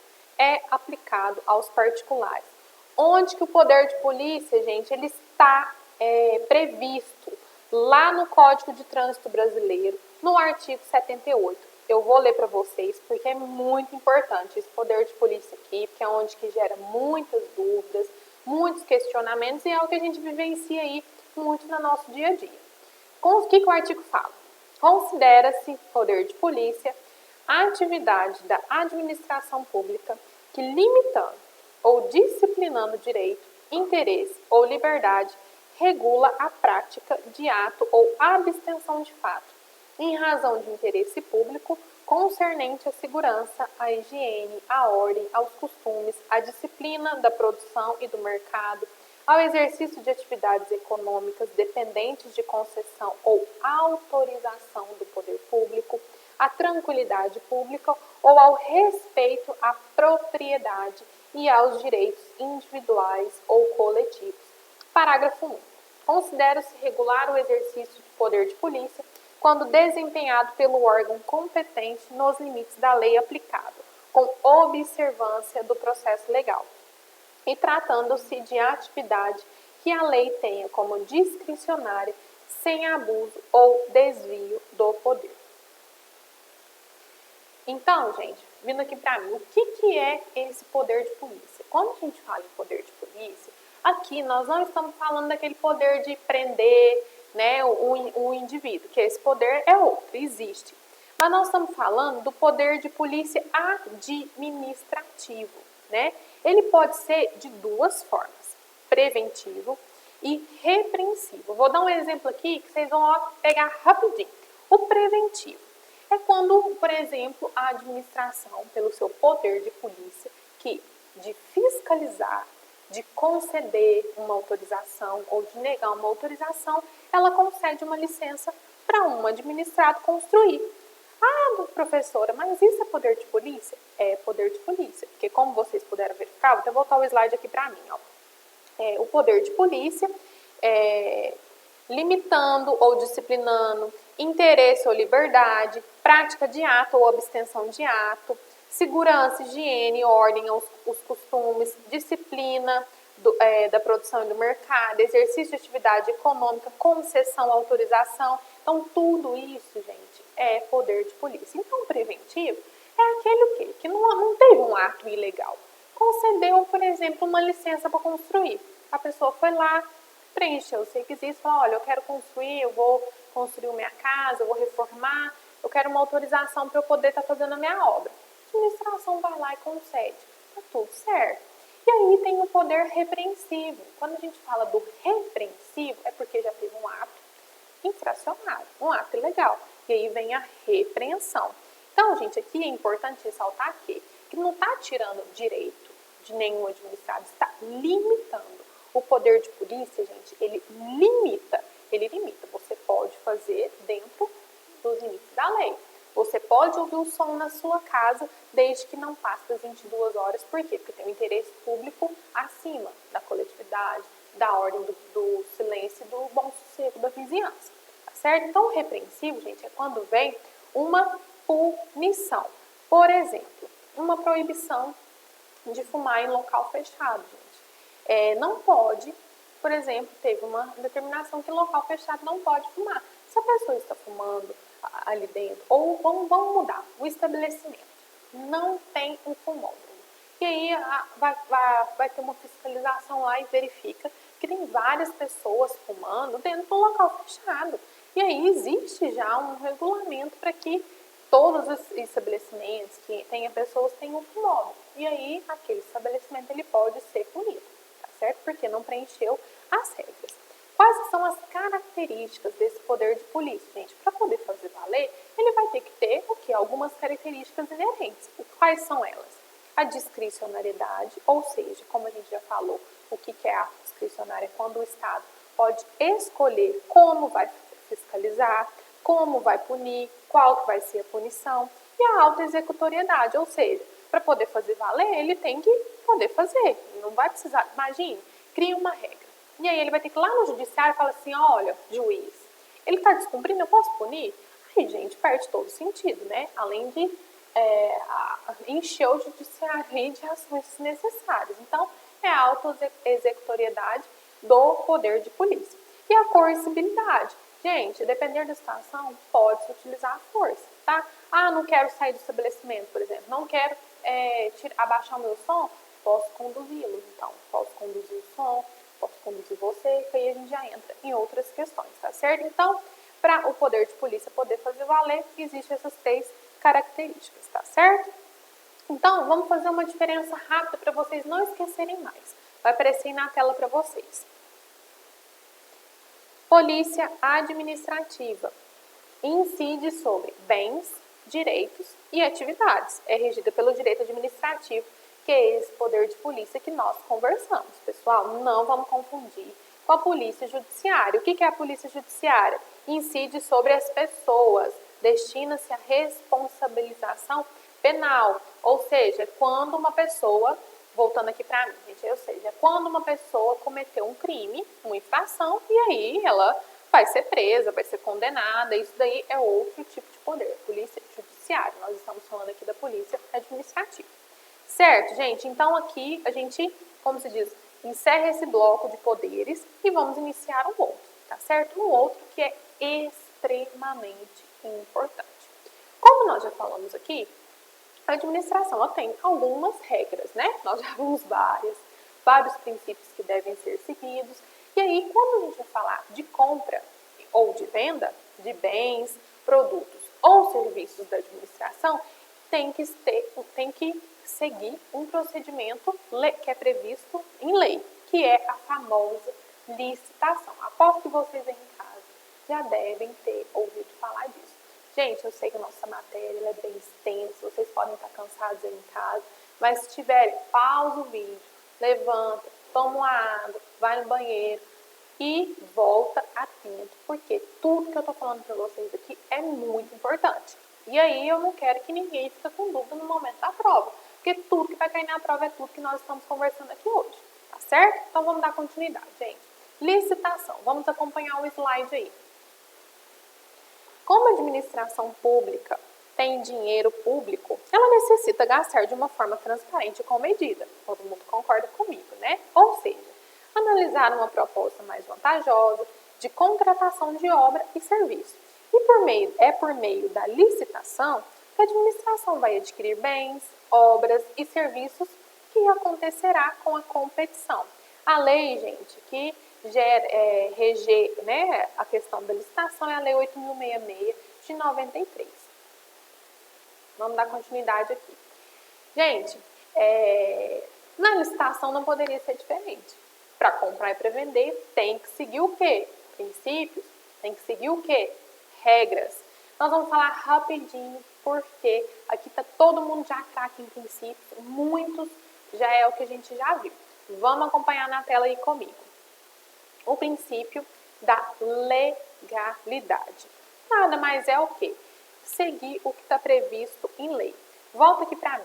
Acho melhor a gente conversar aqui bem rapidinho do que a gente ficar lendo, para vocês compreenderem melhor. O princípio da legalidade, gente, é seguir o quê? Existe uma lei que prevê qual que é os requisitos, como que deve ser essa licitação. Então, se existe uma lei que fala como deve ser, então o administrador ele deve seguir. Então, ele tem que seguir o que está previsto em lei. Ele não pode burlar o sistema, a legislação, certo? Segundo princípio, impessoalidade, gente. Ele não vai poder favorecer. Lembra que eu falei para vocês lá atrás, de um exemplo do princípio da eficiência, que ele precisou comprar máscara e aí favorecer um conhecido sem fazer o processo? Não pode, gente. Por mais que você conheça uma pessoa que forneça o produto ou que forneça o serviço, então ela tem que participar do processo licitatório. Não pode ter esse favorecimento pessoal, óbvio, né, gente? Porque todo mundo quer vender com a administração, ou não. Mas assim, tem que seguir a regra, tá certo? E igualdade, gente, significa o quê? Que todos os interessados a vender têm que ser tratados de maneira iguais, né? Não pode ter um requisito para uma exigência para um e uma exigência diferente para outra. Todos devem ser tratados iguais. Aqui, o que vai se analisar é o quê? O melhor preço, a melhor qualidade, o melhor o quê? Prevalecendo o interesse público. Então, todas as empresas, todos os vendedores aqui, eles estão todos iguais. Independente do tamanho da empresa, do patrimônio, isso não importa, tá certo? Todos são iguais aqui. Publicidade significa o quê? Quando a administração ela tem interesse em comprar, ela tem que publicar. Então, isso deve ser publicado em edital, de maneira correta, com o prazo previsto, tá certo? Que vocês vão ver mais à frente aí. Então, tudo deve ser publicado. E já ali no edital, gente, o edital tem que prever tudo. Todos os requisitos, qual que é o produto. Não pode depois, lá na frente, falar assim, nossa, mas a gente esqueceu disso. Então, tem que fazer uma retificação a tempo do edital. Não pode se exigir uma coisa que não está no edital, tá certo? A questão dentro da publicidade, gente, é importante a gente ressaltar aqui a questão das propostas. Todos os atos devem ser publicados, certo? Mas vamos dar um exemplo, que a gente tem aí até o dia 10 para entregar todos os envelopes com as propostas. E aí lá no dia 5, já teve um que me entregou, o outro me entregou no dia 6, no dia 7. E aí eu começo a abrir as propostas e publicar. A empresa fulano de tal ofereceu a proposta X. Às vezes o requisito é o melhor preço. Vocês concordam que quem fica por último vai ver tudo que as outras propuseram e vai fazer uma proposta melhor para poder ganhar? Então, isso daí vai estar ferindo, né, o princípio da competitividade. Então, como todos têm que ser iguais, todos os envelopes eles vão ser abertos junto, num ato só, após a entrega de todos os envelopes, tá certo? Não pode ser publicado antes aí as propostas individuais de cada um. Outro princípio, que esse aqui a gente ainda não ouviu falar, mas ele é extremamente importante dentro da licitação, que é a vinculação ao instrumento convocatório. O que é isso, gente? É o que eu falei para vocês. É vincular ao edital, ou seja, se o edital é publicado com todas as exigências, todos os requisitos, qual que é o produto, o valor, o tamanho, a dimensão, a administração não pode lá na frente inventar, tá certo? Tem que ser vinculado ao que está no edital. A gente já falou isso. Julgamento objetivo. O que significa, gente? Para não ter o favorecimento, significa o quê? Que quando for escolher, já tem que ter ali previsto qual que vai ser o requisito de julgamento, tá? Não é ali, eu acho isso. O que você acha ali na comissão?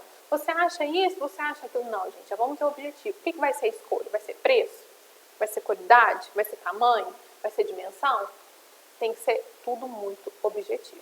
E, por fim, a adjudicação compulsória. O que é isso, gente? É uma palavra difícil de falar, às vezes, que torna aí na nossa mente aí como se fosse uma coisa muito complicada, mas é nada muito difícil. O que significa adjudicação compulsória? Significa o quê? Que aquele que preencheu os requisitos e ganhar a licitação, a administração deve entregar o objeto ao vencedor.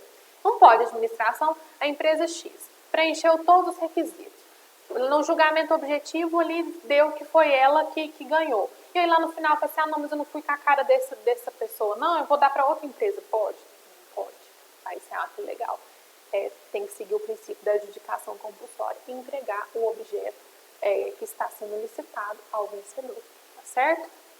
E aí, gente, existem alguns casos, obviamente, que não precisa fazer licitação, tá certo? Por algumas especificidades que a gente vai verificar aqui. Primeiro caso que não precisa fazer licitação é no caso da inexigibilidade. O que é isso, gente? É quando a licitação ela é impossível e não tem como acontecer. Por quê? Porque o objeto é único. Então, só tem um fornecedor. Vamos dar um exemplo? Não agora, mas no caso aí, antigamente, que a gente existia só o Correios que fazia entrega de mercadorias, que hoje a gente já tem transportadoras particulares, né? Só existia aí. Ou só, vamos voltar aí para carta. Só o Correio que entrega carta. E aí eu preciso contratar um serviço de entrega de carta. Existe concorrente, gente? Se não existir, se o fornecedor for só um, então nesse caso não vai precisar fazer licitação, porque está previsto em lei o quê? Que no caso que tem só um fornecedor, a licitação é inexigível. Tem um outro caso aqui, gente, interessantíssimo que cai em prova. Já vou avisando, hein? Cai em prova e não só na nossa, cai em prova de concurso para quem é concurseiro aí, cai muito. É quando o quê? Vai contratar artista. Quando a prefeitura vai contratar, aí, por exemplo, na época de exposição da cidade, vai contratar aí um artista para vir cantar. Por acaso alguém já ouviu falar de fazer licitação para escolher qual que é o artista mais barato? Não tem, gente. Por quê? Porque isso não existe. A administração vai o quê? Conceder a contratação daquele artista que está consagrado pelo público, o que está mais no auge. Óbvio que às vezes vai verificar os orçamentos, mas não precisa fazer licitação. Se for um artista que está consagrado pelo público, um artista famoso no auge daquele momento, mesmo que ele for mais caro, pode contratar e não precisa fazer licitação. Então, esses casos são os casos de inexigibilidade da licitação. Um outro instituto que não vai ter licitação é a dispensa. O que é isso? Quando que a licitação ela é dispensada, gente? É quando ela é possível ser feita, mas a própria lei autoriza não fazer. E aí, dentro do que não autoriza fazer, existem dois institutos, a dispensada e a dispensável. A dispensada é aquela, vamos acompanhar na tela aí que eu acho que fica mais fácil de vocês compreenderem comigo. Vamos lá, é bom que eu aproveito e tomo uma água aqui.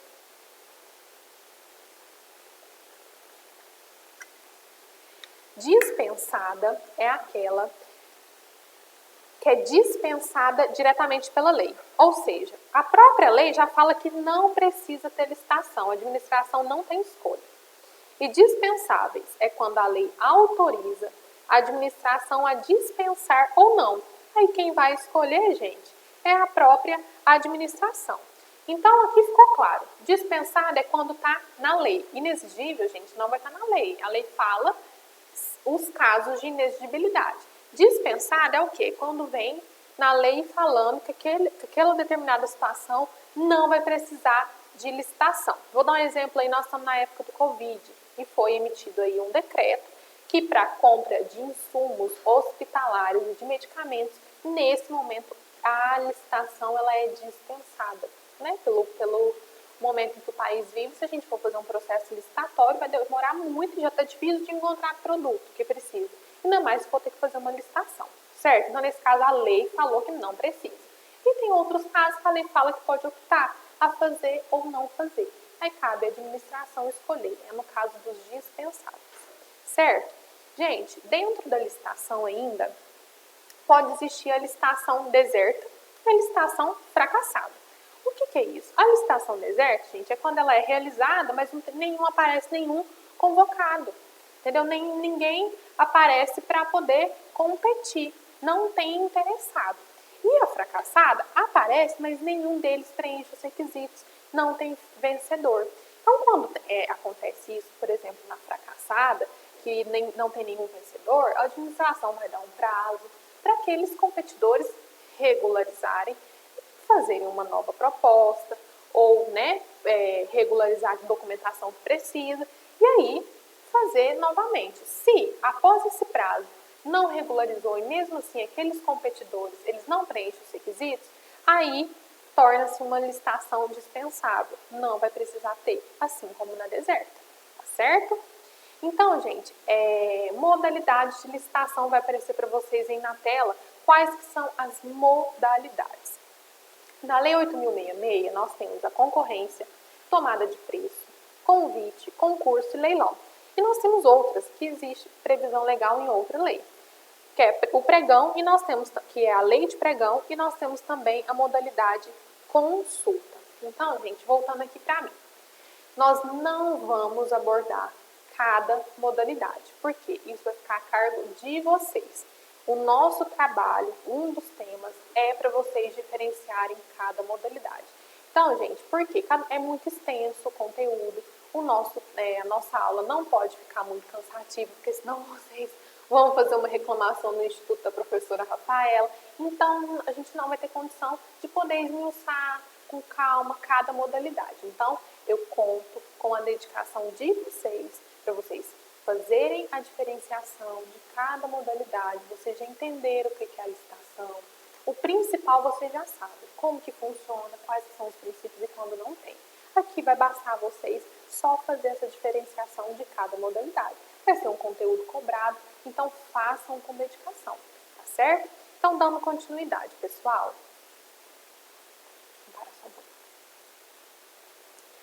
Então, pessoal, por fim, nós vamos aí falar um pouquinho do regime jurídico dos servidores públicos, né? Do âmbito aí da administração pública federal. Existe um regime legal, que é o regime o quê? Do estatutário. O que é esse regime estatutário, gente? É quando existe um estatuto que prevê todas as normas, todos os direitos dos servidores, né? Não é ao contrário do que a gente está acostumado a ver aí do seletista, que existe uma lei trabalhista. A gente vai verificar essa diferenciação. Então, o regime estatutário é todos aqueles servidores que se vinculam a um estatuto próprio. Vou dar um exemplo aí, voltando para a minha realidade novamente. Por exemplo, no caso dos militares, dos policiais militares, existe um estatuto que eles devem seguir, né? Então, todos os direitos, todos os deveres deles estão previstos ali, inclusive o quê? Plano de carreira, direitos de promoções, de limites de idade, que foi o que nós podemos verificar. Então, tudo isso está previsto o quê? No estatuto. E esse estatuto ele não é discutido, ele é feito pela própria administração, dentro, né, das normas e das necessidades que ela entendeu ali de acordo com aquela função, e aí o administrado, o servidor, quando ele ingressa, ele não vai poder discutir, mas existe esse regime. E quando esse estatuto ele for omisso a determinada situação, a legislação trabalhista ela pode ser aplicada, tá certo? Então, em contrapartida, né, tem o estatutário, que trata-se de um regime legal. No caso do servidor, não vai ter um contrato, né? Vai ter esse estatuto que ele deverá seguir. E tem aí o regime trabalhista, que ele é regido pela CLT, mas submete também às normas constitucionais, né? Porque tanto o estatutário, gente, quanto o seletista, eles devem seguir aqueles princípios que nós verificamos. Todos aqueles princípios são basilares, independente do que, se ele é regido pela regra do estatuto ou se ele é regido pela famosa CLT. O que nós podemos citar de diferença? Quando que vai ser o estatutário e quando que vai ser o CLT? Nós podemos verificar o quê? Que nós já falamos que a forma padrão de ingresso do servidor é por concurso, mas pode ter, por exemplo, aquele que é temporário, né? Que ele fez um processo seletivo e foi contratado aí por exemplo, 2 anos. Estou dando um exemplo, viu, gente? E aí ele vai ser contratado de forma temporária. E aí ele vai ser regido o quê? Pela CLT. Então, como vocês puderam ver, na administração pode ter os 2 tipos de regimes, tá? Então, vamos acompanhar comigo na tela aí o slide de quais que não pode ser o regime trabalhista. Não poderão submeter-se ao regime trabalhista os cargos de provimento em comissão, bem como os que forem servidores estatutários, anteriormente às leis que criarem os empregos públicos. Então, a contratação de servidores deve ser precedida de concurso, de provas ou de provas e títulos, e a rescisão do contrato de trabalho por tempo indeterminado não pode ser realizado livremente pela administração. Será imprescindível que caracterize hipóteses previstas no artigo 3º da lei. Falta grave, acumulação de cargos, empregos ou funções públicas, necessidade de redução do quadro de pessoal por excesso de despesa, por exemplo, e insuficiência de desempenho. Então, voltando aqui, pessoal, o que aqui é imprescindível vocês gravarem? É importante vocês saberem que existem os 2 tipos de regime dentro da administração, tanto estatutário quanto CLT. Aqueles temporários, eles vão ser CLT. E da mesma forma que eles ingressaram por processo seletivo, vai ser encerrado o seu contrato, vai ser mandado embora, sem nenhum processo administrativo, pronto. Não precisou mais para a administração, é mandado embora. Quando a gente fala, gente, do estatutário, ele precisa de um processo administrativo, porque ele é um servidor que ingressou por meio de um concurso público e ele segue um estatuto, então ele não pode ser mandado embora do dia para a noite por mera deliberalidade da administração. Precisa ser feito um processo administrativo. Ele tem que ter cometido alguma falta, ele tem que ter feito alguma infração, né, que está previsto naquele estatuto e que enseja a demissão dele. Então, gente, isso é importantíssimo vocês gravarem. É onde volta aqueles princípios, lembra? Do contraditório e da ampla defesa, que ele tem que ter o direito de defesa, principalmente quando acontece isso daqui. Ele foi mandado embora, foi demitido, o estatutário, teve um processo administrativo, foi assegurado a ele o direito de defesa, foi julgado pela pessoa correta, pela pessoa competente, pela autoridade competente, pelo chefe que é responsável por essa função. Então, tudo isso tem que ser analisado. Ele só pode ser demitido quando ele preenche realmente os requisitos. E o cargo em comissão, gente, é aquele cargo de livre nomeação. Então, a pessoa, o chefe, o cargo de chefia, por exemplo, ele tem como nomear algumas pessoas em comissão, que é aquilo que a gente falou, que não pode ser parente, lembra? Então, esses nomeados, do mesmo jeito que eles são nomeados, eles são exonerados, tá certo? Então, é livre nomeação e livre exoneração. Então, a gente aqui não fala em CLT, tá certo? Porque é livre mesmo. E aí, gente, por fim, nós temos o regime jurídico dos serviços públicos. Vamos ler o slide aí comigo. O que é o conceito de serviço público, gente? Serviço público é todo aquele prestado pela administração ou por seus delegados sob normas e controles estatais, para satisfazer necessidades essenciais ou secundárias da coletividade ou simples conveniências do Estado. A atribuição primordial da administração pública é oferecer utilidades aos administrados, não se justificando a sua presença, senão para prestar serviços à coletividade. Esses serviços podem ser essenciais ou apenas úteis à comunidade. Daí é necessária a distinção entre serviço público e serviço de utilidade pública. Mas no sentido amplo e genérico, quando aludimos a serviço público, abrangemos ambas as categorias. Então, voltando aqui para mim. Gente, isso daqui é o que a gente já conversou. Lembra que eu falei com vocês que são o serviço prestado pela administração é de interesse da coletividade, é de interesse público e ele é um serviço essencial. Então, o regime jurídico desse serviço, gente, é exatamente isso. O quê? Ele é essencial, ele oferece aqueles serviços de utilidade pública ou serviços essenciais de administração. Citamos exemplos: saúde, taxa de iluminação, transporte público. Por isso que é importante a continuidade desses serviços públicos. Gente, então aqui nós finalizamos o nosso conteúdo. Eu espero ter contribuído aí, né, com o crescimento e o conhecimento profissional de vocês. Nós vamos deixar aqui no portal, de acordo com o conteúdo programático, o tema para o trabalho avaliativo, o estudo dirigido e posteriormente será encaminhada para vocês também a prova.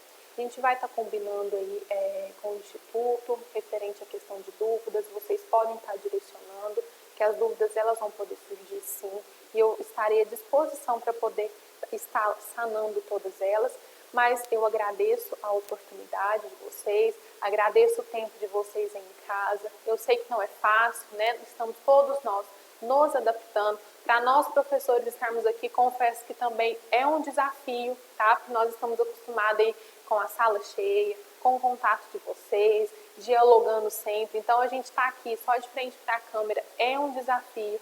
Então, nós aceitamos os desafios, o desafio e estamos aqui para oferecer o melhor conteúdo para vocês. Eu espero que vocês aproveitem, desejo boa sorte, estudem, façam o trabalho com dedicação, tem todo o material de apoio que o Instituto já forneceu para vocês, leiam o material, gente, porque a aula, ela não se basta, cabe a vocês pesquisarem e estudarem para se tornarem aí excelentes profissionais e conte com todos os professores do Instituto, com o Instituto, tá? Para poder contribuir ainda mais com o crescimento de todos vocês.